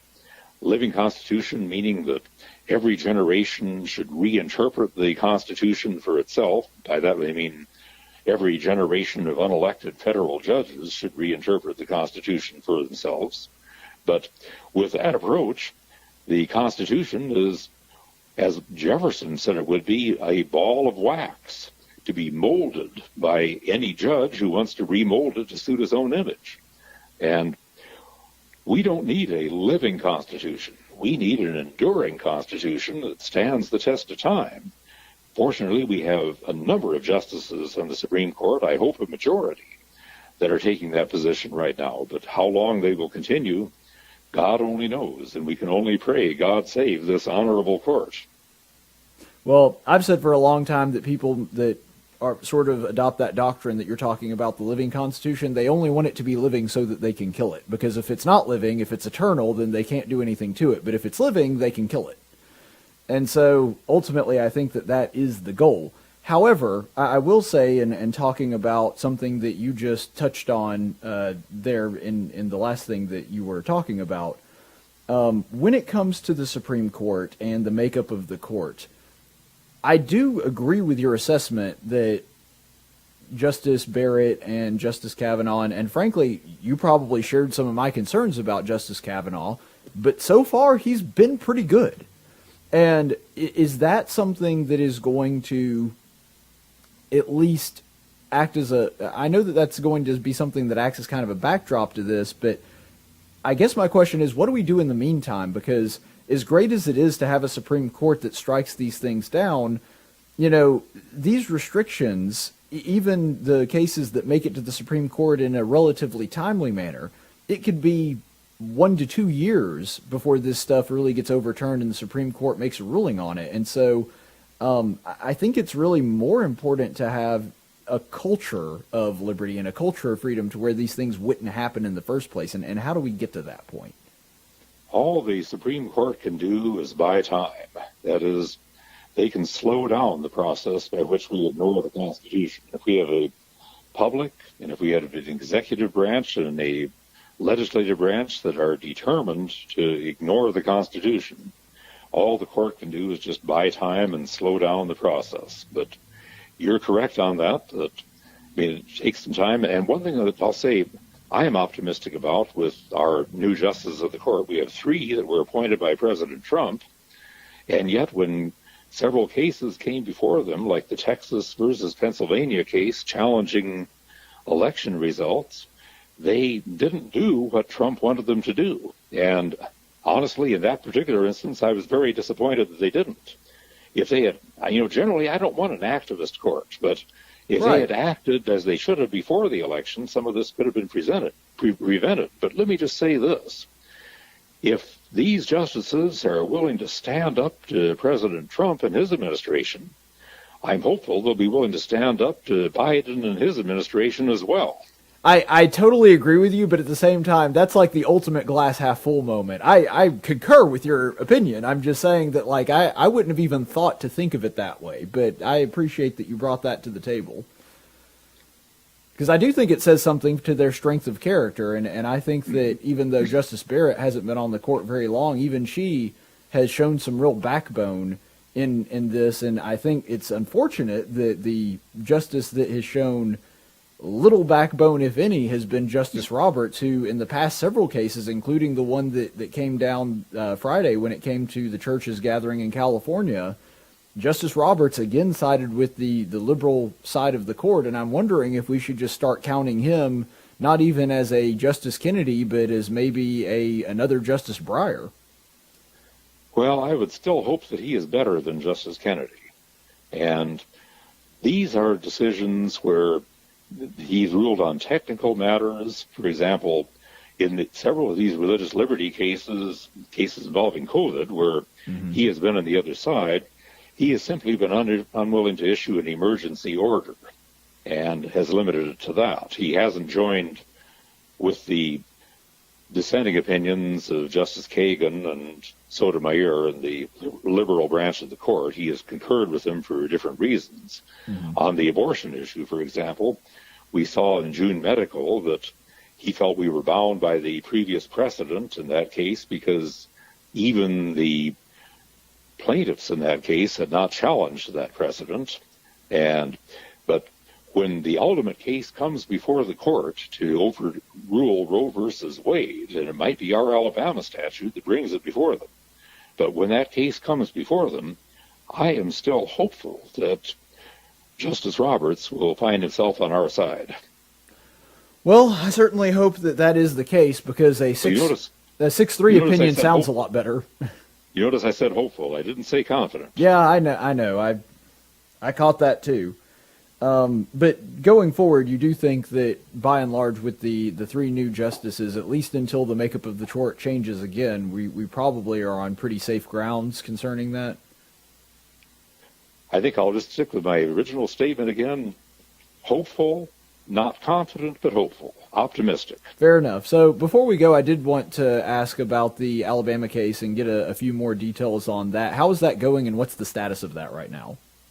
Well, it is before the court right now, and the state is now saying that our lawsuit is moot simply because the orders that we are challenging are no longer in effect. Right. We are arguing that it is not moot, number one, because the abuse here is capable of repetition. In other words, they could reinstitute those orders at any time, especially with all this talk about variant forms of the virus coming in, that mutant forms, that this could be reinstated at any time. But secondly, we sue not only for an injunction against future orders, but we're also suing for nominal damages because of the past orders. We've had businesses that have been very badly damaged because of this. Contracts, for example, one of our clients, a chiropractic firm, has regular memberships in their clinic that they give, and these had to be canceled because, in effect, the clinic had to be virtually closed down and so on. And so we are suing for past violations. And so we believe that we will survive their argument that this is moot. But that's what's being argued right now. Well, I certainly wish y'all Godspeed, and I do hope that that takes place, because I still assert, and have since the very beginning, that Kay Ivey's orders were against the Alabama Constitution, because even the provision that she cited in Alabama law that stated that she had quote-unquote permission to do this, I read it, and it was based on basically health inspectors being able to inspect schools and restaurants to make sure that they're not serving rancid food or something. And somehow she got out of that this means I can shut down every business in the state for an indefinite amount of time. I don't see how any sane person could read that statute and get that out of it. But nonetheless, I've maintained that from the very beginning, and you're right. The main thing is, I'm not as worried about Governor Ivey, even though I think she made some very well-intended but dumb decisions when all of this first started. I'm more worried about what happens if we have a governor that is a little bit more gung-ho about being able to shut all of this down. If we did have somebody similar to a Whitmire or a Cuomo or a Newsom, if we had that, I'm more worried about what would happen if that scenario were to take place. And that's why I think your argument is absolutely correct, that this is not a moot, because this is something that could be replicated if given an emergency. And if we've learned anything from this coronavirus situation, it's that once government takes power under the guise of an emergency, they want to just declare that it's an emergency all the time.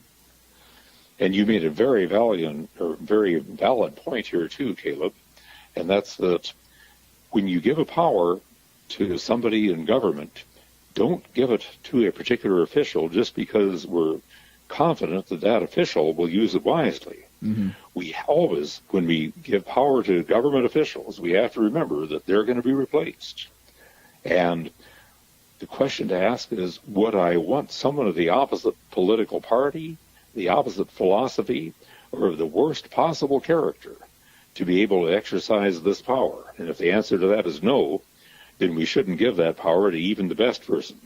Oh, absolutely. Before we go, though, and I always try to give an opportunity for any of my guests to do this, if there were like, because, I'm not a genius, and every time that I have somebody on, I can't possibly think of everything they might need to let us know. So is there anything that I've neglected to ask that maybe you would like our audience to know? If you could just, is there anything, any piece of information that they need that I haven't thought to ask about or cover? Well, we sometimes say war is too important to be left to the generals, and that education is too important to be left just to teachers. So let me add, too, that the Constitution is too important to be left just to lawyers. And I assume the majority of our listeners here are not lawyers, but I would encourage you, read the Constitution. Get into it, read it for yourself. See what it says. Notice the limits that it places on government power, and consider those limits the next time you decide who to vote for in an election.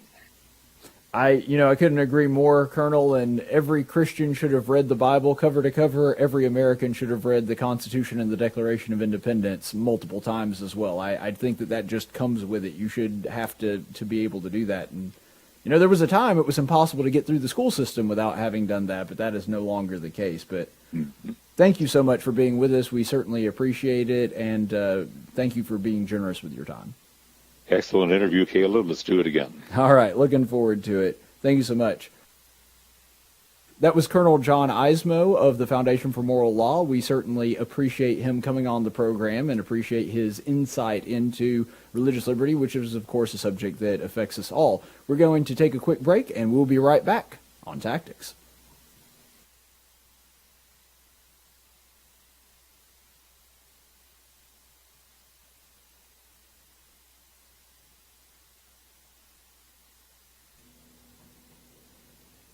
And welcome back, everybody. Thank you so much for being with us here on Tactics, where speech isn't violence, tolerance isn't love, and disagreement isn't hate. Be sure to click the like button or the subscribe button. Hit that little notification bell, because that lets the dark cyber overlords at YouTube know that you're one of us, you like us, and that really, puts a damper on their day, and that's the reason that we ask you to do it.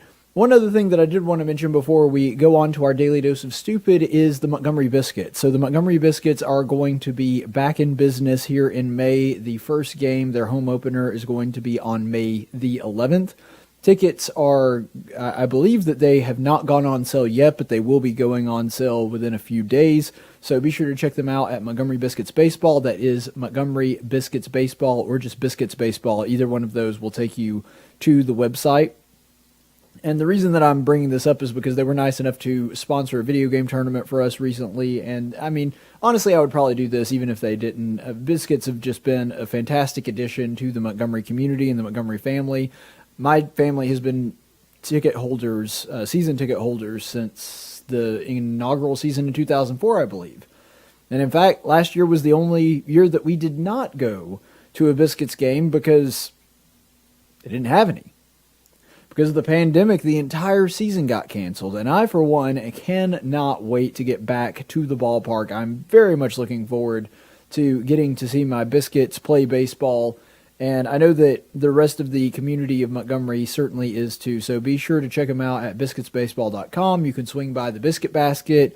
I believe they're open from 9 a.m. to 2 p.m., so you can go there, get your Biscuits merch even before the season starts. Go and check them out at Riverwalk Stadium. It's great for you. It's a great time for your family. It's a great value. General admissions tickets are going as low as $8 a pop, so you can certainly do that. I know that they've been missing having you, the fans, in the stadium, and I know that they've missed you as much as you've missed them. So go out, have a hot dog, sit at the ballpark, go with your family, have a good time, and, just get back to normal. It's a nice little taste of getting back to normal here in the capital city, and it just would not be the city of Montgomery without the Montgomery Biscuits. They are my favorite thing to do in the city. So just be able to go out and do that. Remember, it's Biscuits, everybody gets to play. So we'll go ahead and go to our daily dose of stupid. That was stupid. I know it was stupid. Really stupid. Hey, I just said it was stupid. And our daily dose of stupid today, I guess maybe because of the vaccine, it seems we've been having a lot of these, but I feel like if they're going to give you 2 doses of the Moderna vaccine or the Pfizer vaccine, I should give you 2 doses of the Daily Dose of Stupid, at least until this whole thing wears off. So just true to form, we did this last time. We actually have a double dose of Daily Dose of Stupid for you. The first one is from Nancy Pelosi.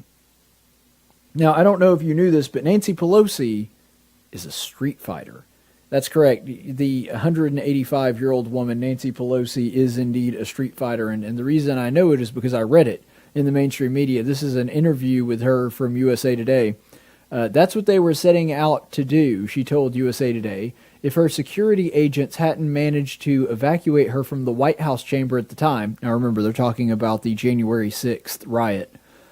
They asked if they frightened her. She replied, "Well, I'm pretty tough. I'm a street fighter." They would have had a battle on their hands. Besides, she said, laughing, lifting a foot clad in her classic 4-inch high stilettos, "I would have had these to use as weapons."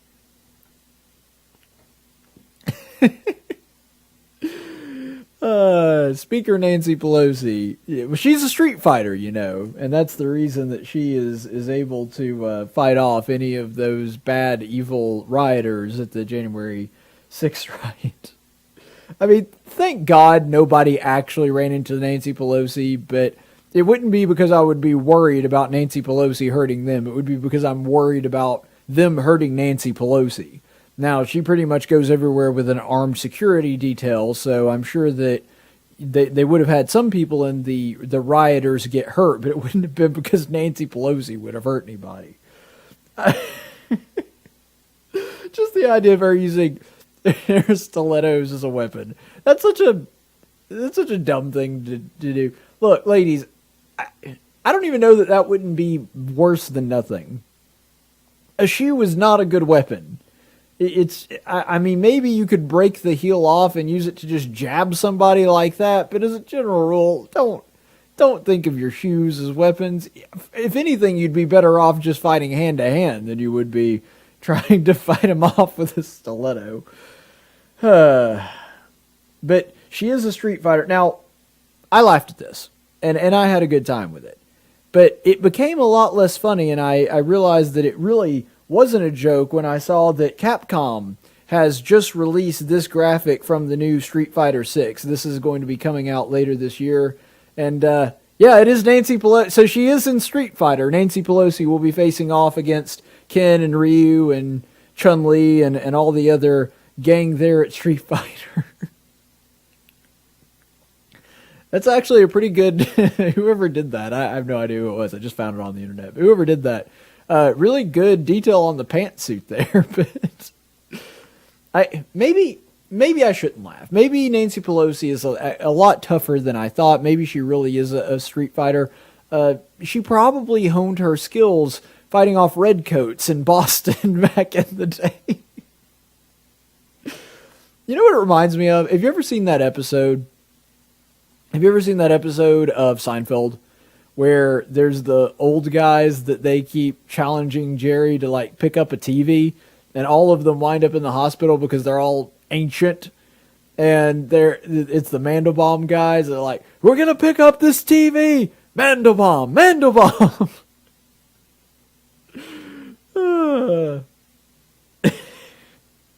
That's what this reminds me of. It does. This little old lady. While she's playing with her dentures, very obviously in the State of the Union, and she couldn't even rip you remember this? She couldn't rip the piece of paper, so she had to pre-rip the transcript of the State of the Union. She had to have a tear done in advance because she wasn't strong enough to actually rip the piece of paper. But she's a street fighter, guys. Nancy Pelosi is totally going to whoop some tail when rioters invade the Capitol. I will say, I guess the only actual point that I could take away this, other than just laughing at it, is there's this weird thing with politicians that they feel like they have to be able to beat up other people, or they want to feel like they could handle themselves in a fight. Now, normally it only happens with the men, but you'll remember that this was Trump's big thing. Is like, I'd like to punch him in the mouth, just sock him right in the face. That was kind of Trump's thing. And Joe Biden's exactly the same way. They tried to treat Joe Biden as though he's like radically different from Trump, but the dirty little secret is as far as like mannerisms and things like that, now Joe Biden is a houseplant and Donald Trump has the energy of a 35-year-old. So there's a pretty big contrast there. But when it came to like the whole threatening to beat up people, Joe Biden's like, look fat, you see how many push-ups I can do right now. I'm like, I so wish that he had actually challenged Joe Biden to a push-up match. That would have been the most hilarious thing ever. Now, the dude that was saying that, like, he was a whale, so I kind of doubt he would have been able to do any more than Joe Biden. I think they both would have tied at 0. But the idea of Joe Biden trying to do a push-up would have just been hysterical.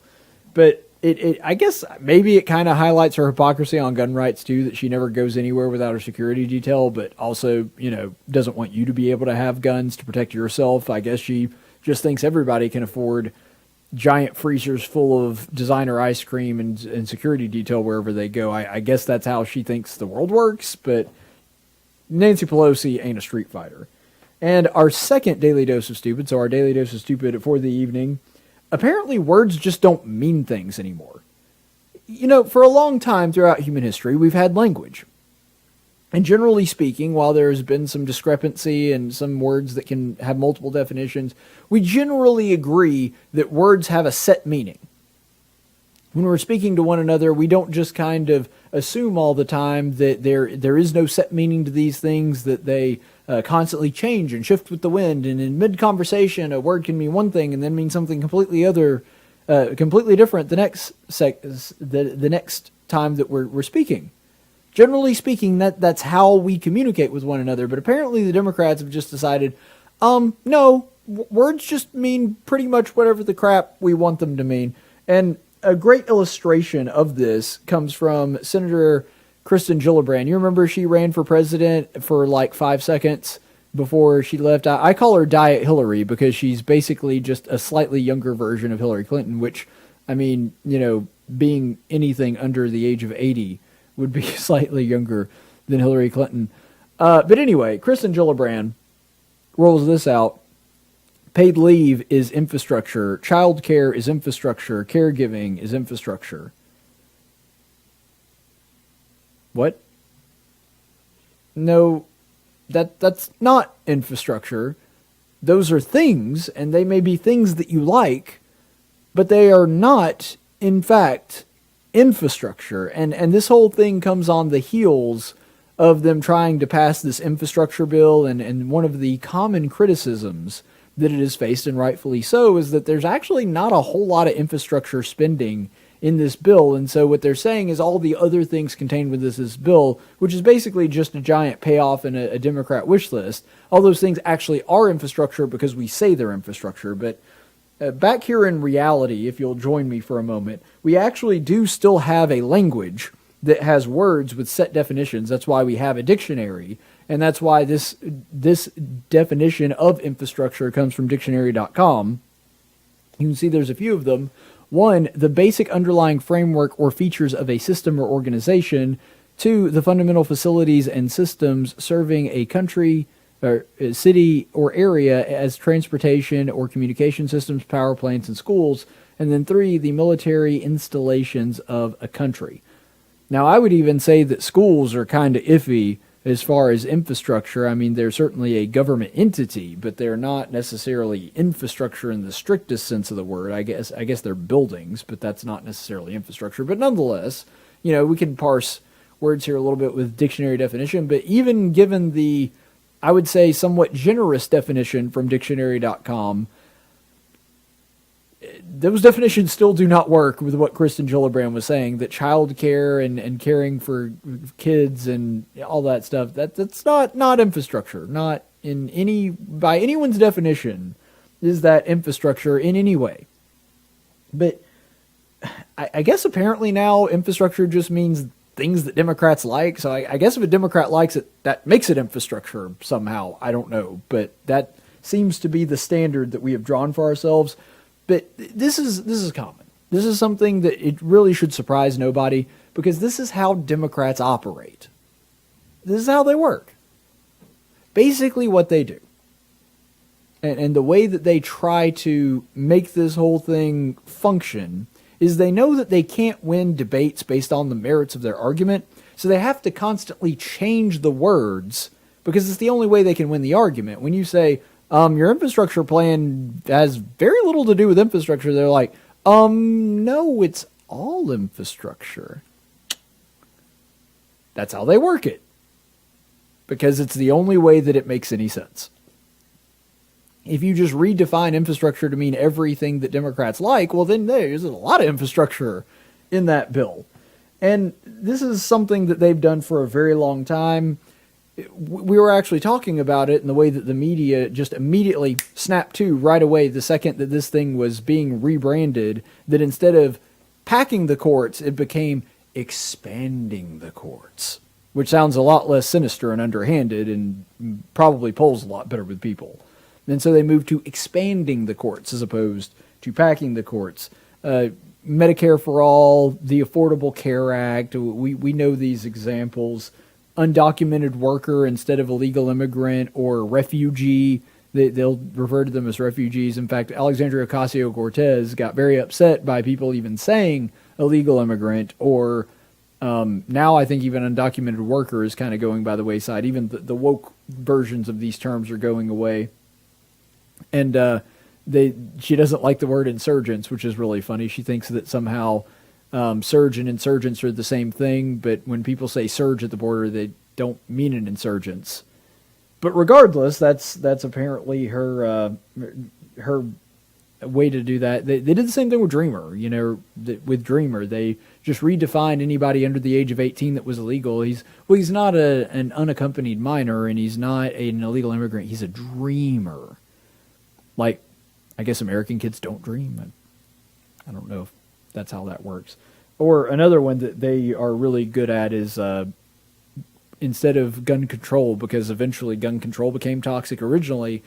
I mean, it was just a Second Amendment violation, and they changed that to gun control, and when gun control didn't work anymore, they changed it to gun safety. See, because gun safety law sounds a lot better than gun control law, because everyone knows what gun control actually means. And then they did the same thing with like universal background checks, even though background checks are already universal. What they mean by that is specific, like background checks on people that are just trading as individual citizens. Ghost gun is another one that we talked about a lot last week, is that when you say it's a ghost gun, it sounds a lot scarier. So let's call them ghost guns or assault weapons. That's another one that they just made up that actually means nothing. So, and pro-choice, of course, is probably the most egregious and the most oft-used one, that we're pro-choice. Well, except for the choice that the baby makes. We're for taking away all of his choices so that we can have our own choices. But we're pro-choice, yay. That's, I guess, how they operate, is they can't win arguments, so they have to constantly redefine the terms. And then, of course, we're familiar with the way that they just basically, if everything that we like is infrastructure, everything we dislike is racist. We don't like voter ID laws, so they're racist. Well, how are they racist? We don't know, but they're definitely racist. We definitely don't like that. Well, what about laws cracking down on voter fraud? Well, that's racist. What about laws that would prevent Muslim refugees being taken into the interior? Well, that's racist now. Everything is racist, as my friend Stu Bergier would point out with that catchy song. Everything is racist. Everything is racist, guys. Everything that we don't like is racist. Everything we do like is infrastructure.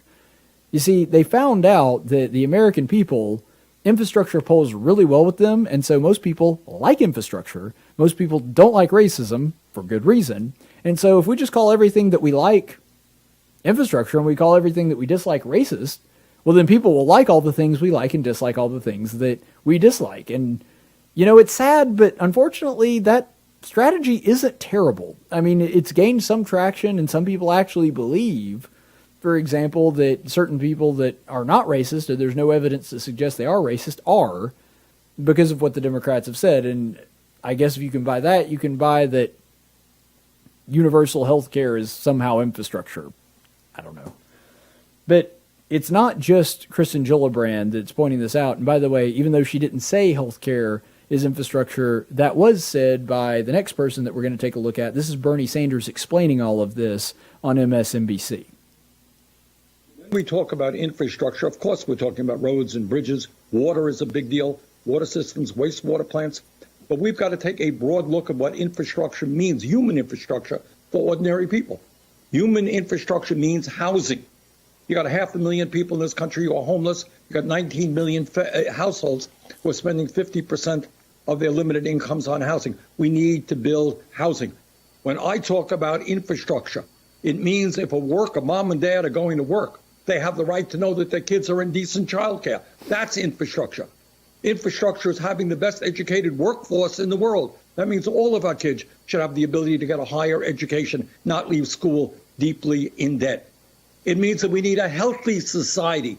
Our life expectancy is 40th in the world because we are the only major country not to guarantee health care to all people. So I think as a nation, we've got to take a very broad look at what we mean by infrastructure. It's physical infrastructure, obviously, bricks and mortar. It is human infrastructure. And now is the time to create millions of jobs addressing all of the needs impacting the middle class and working families of this country.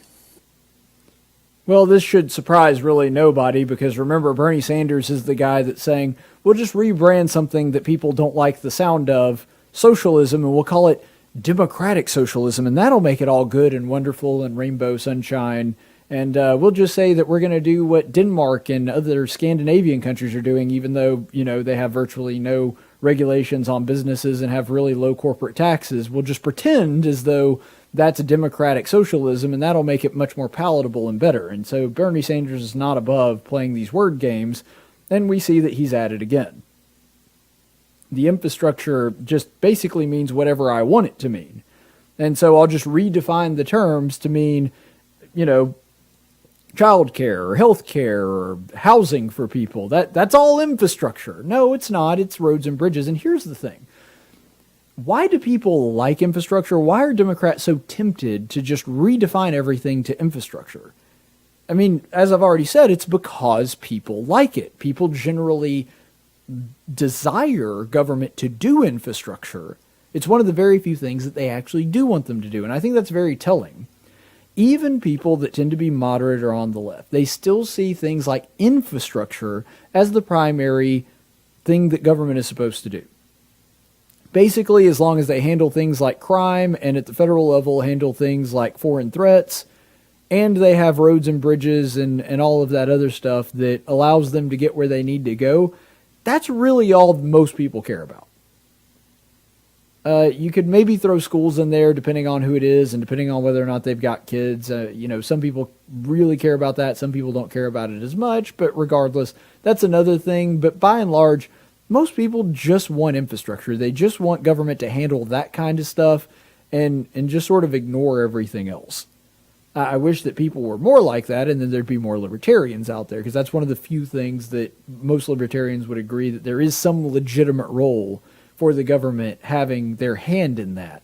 But ultimately, it does speak to the idea that Americans primarily want government to do infrastructure. And what's funny is, the Democrats have realized this, but they're using the word infrastructure as a Trojan horse to shovel in a whole bunch of agenda items that they really like and prefer and would like to pass. But they're doing it under the guise of infrastructure. Now, in the past, they've just done this kind of quietly. Like, they would shove all this stuff into an infrastructure bill, call it an infrastructure bill, and then when people, made note of, wait a second, most of that stuff isn't infrastructure, they would either add more stuff that is infrastructure to kind of cover up the fact that all that other pork barrel spending and whatnot is still in the bill, or, and what they would also try to do this, they would just kind of ignore it and let the media cover for them. Now they're going full hog and basically letting it hang out as like, yeah, it's all infrastructure, it's whatever. They're lying to your face because they think, and they know that their buddies in the media will cover for them. In fact, Al Vashti, who was conducting this interview with Bernie Sanders, immediately after he said that, he's like, well, that was a very compelling argument. And I'm sitting there like, did you watch the same clip that I just did? Because I didn't see anything that convinced me that that was infrastructure. Not one. He didn't make one argument that I thought made any sense when it came to why that is infrastructure. But the media is going to continue to cover for them. But to the larger point, I want you to think about this. Because we can make jokes about the way that they've just redefined infrastructure to mean anything they want, and we'll have a good chuckle out of it. I'm enjoying it too. But dig down to what Bernie Sanders really meant there. what's the meaning behind this? When he says human infrastructure, and he says, well, you've got your regular infrastructure, which is brick and mortar, and you have your human infrastructure, which is just, kind of part of the system like bricks and mortar and roads and bridges, and it's really all the same thing. Why is Bernie Sanders comfortable with saying that? What is he implying there? You see, to Bernie Sanders, there is no difference. The man is a communist. He's a collectivist. He believes in the collective and in the government and not in the individual. And so to him, it makes sense that government would be involved in things like providing your health care, providing your food, providing your housing, providing your child care. To him, it makes sense that that is infrastructure because he sees you, the individual, as merely a cog in the machine. You're just one more brick in the wall. That's how he sees it, because he says bricks and mortar, that's infrastructure. Humans, also infrastructure. Same thing, right? That's how he views people. He doesn't think of you as having individual rights. He doesn't think of you as an individual at all. You only have value as it pertains to the collective. Your contributions to society are the only thing that give you value. Your relationship to the collective is how you have value. You're not an individual. You're just a number.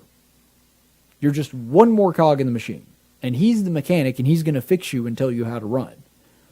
And because of that, the government will provide you with things like food and housing as long as you need it to be productive. And the second that you're not productive, they pull all those things back. Because when the government gives it to you, the government can take it away from you. When the government is the one that is giving you rights, which is the way that he sees it, the government has the right to take those rights away if all of a sudden you having those rights threatens the government or just makes you less productive. In his mind, that's the way society is supposed to work. You're not a person. You're a piece. You're a unit. You're an asset. You're not a human. And that's why he can say terms like human infrastructure and be perfectly fine with it. This is the way the man thinks. You are nothing more than a piece of livestock or a part of a bridge or something. To him, that's who you are. And I don't think that he meant to articulate it in that way, but that's exactly what the underlying principle is with him saying that and being able to say it with a straight face and not think about it in that term. Because that's how collectivists view everyone. Your value only comes to you through the community. You don't have value as an individual. You don't have individual rights. Your opinions, your thoughts, none of that matters on the individual level. You only matter as you relate to the larger community as a whole. You can hear them talk about stuff like this in their language every single time they open their mouths if you're listening for it. They don't think of you as an individual that is created by God with a purpose. Because at the end of the day, your life just doesn't matter all that much. We're more concerned with everything on the macro level. And that's how he views it. And that's the reason that he's like, we'll provide you with all these things just so you can be productive enough to us to justify it. But ultimately,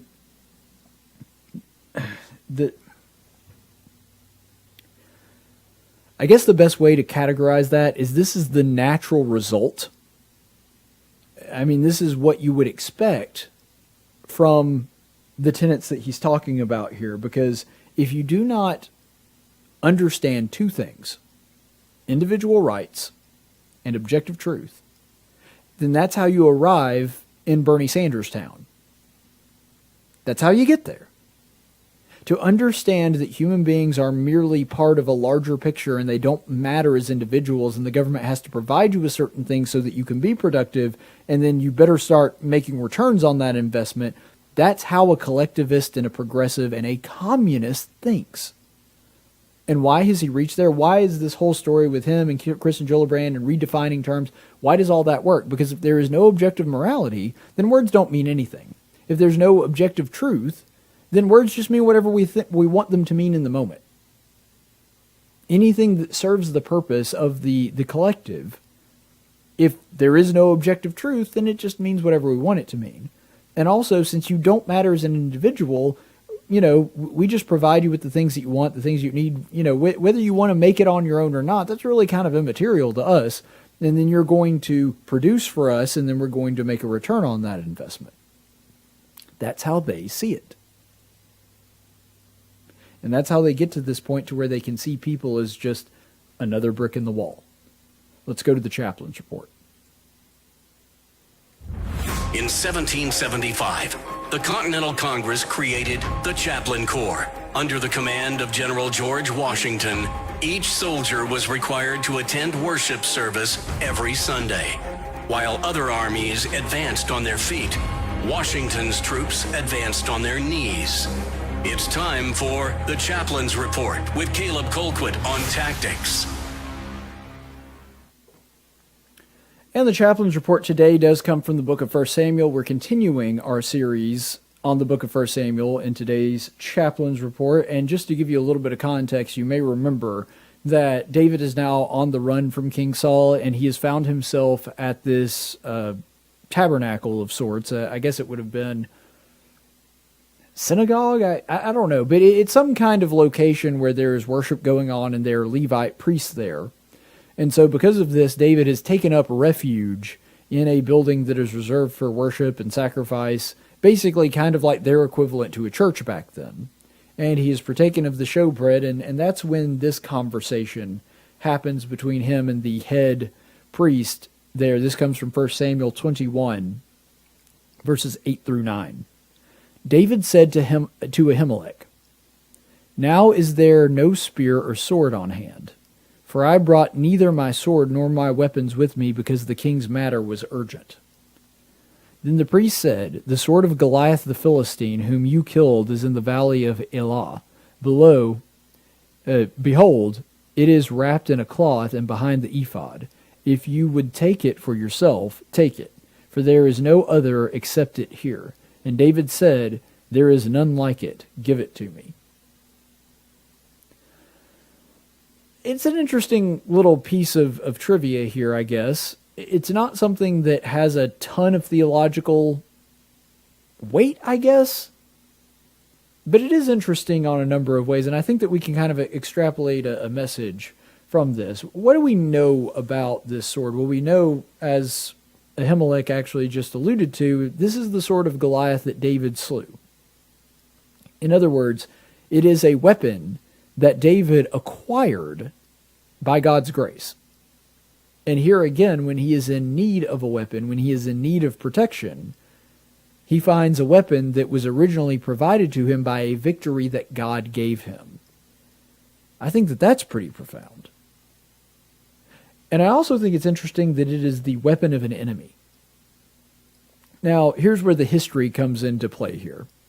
The Israelites were not really well versed in ironwork yet. That was primarily an advantage that the Philistines held at this point in history. The Israelites still primarily had weapon technology from the Bronze Age, and so their swords would have been not iron, probably would have been bronze of some kind or made of something else. But steel technology and iron technology had not really been developed by them, and so Goliath's swords would have been an iron sword. And it probably would have been significantly larger than a normal one because, after all, remember how big Goliath's shield and how big Goliath's spear is? It just makes sense that his sword would have been pretty darn big too. And so this is a very large, very heavy iron sword, which David would not have had access to otherwise. So this is a pretty powerful weapon. And you remember that the way Goliath died is, of course, he was struck in the head with a rock, but then after he was stunned, David picks up Goliath's sword, the very sword that we're talking about, and slices his head off with it. Being somebody that has studied swordplay, there are a few things that are the most embarrassing or the most disgraceful thing to happen to you as a swordsman. One of them is getting a wound in the back.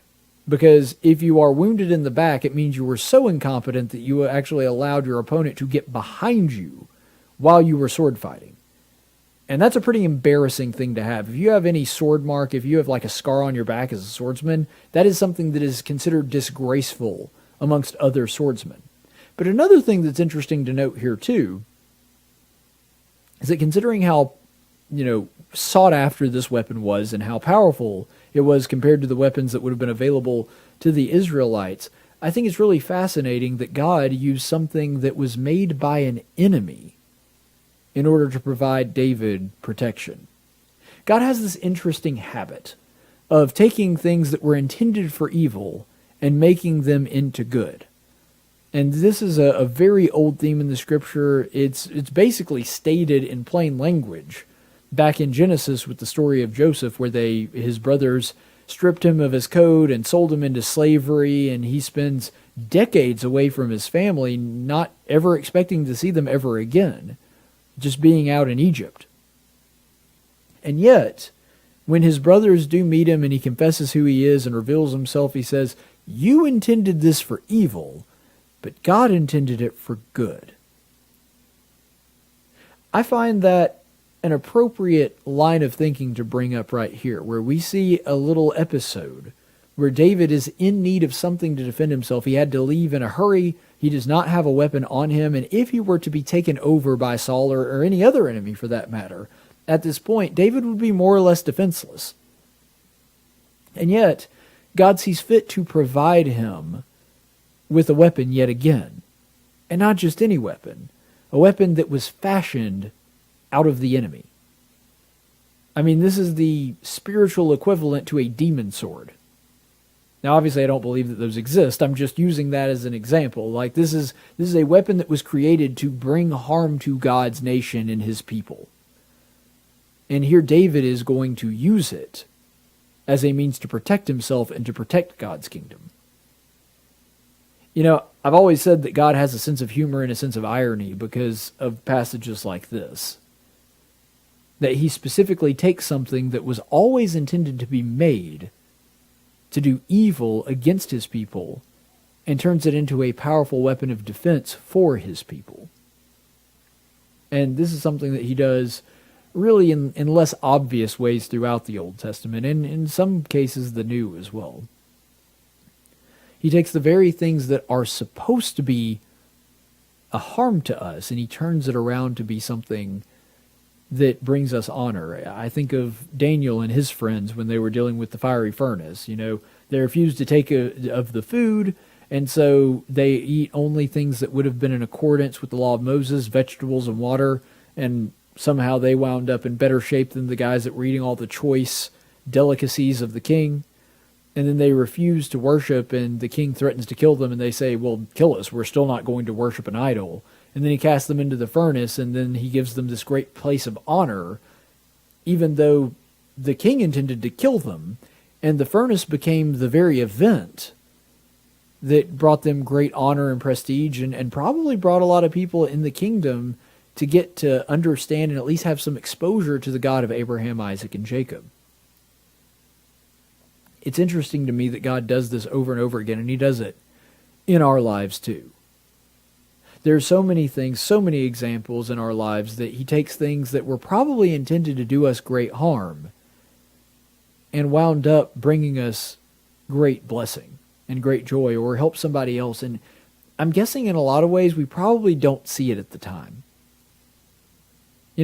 One of the things that I went through is when I was experiencing cancer and going through chemo, is that strengthened my spirit and strengthened my relationship with God in a lot of ways. And so it's something that most people would think of that would be a detriment, and it was in a lot of ways, but it was also something that really improved my own spirituality.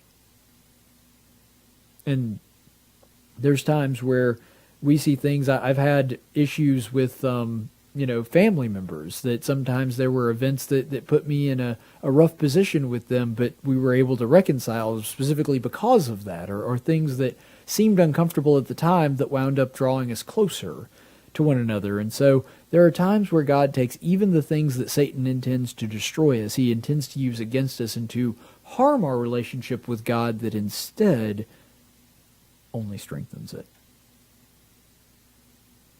And with that in mind, I ask us to go throughout the rest of this week looking for those things, looking for things that people that may be hostile towards the kingdom of God intend to do harm with us, to us with, and instead see if there's a way that God can turn that around and use it for the good. Because God has a habit of doing that. Stay the course, friends. Thank you for listening to the Tactics Podcast. Tactics is a production of Not Ashamed Media. Any opinions expressed on this program are those of the host and do not necessarily reflect the opinions of our business partners or sponsors. Graphics by Jessica Dawson. Video production by Jackson Dean. Broadcast studio provided by Faulkner University. Location studio provided by Del Reyta Church of Christ. Copyright 2021.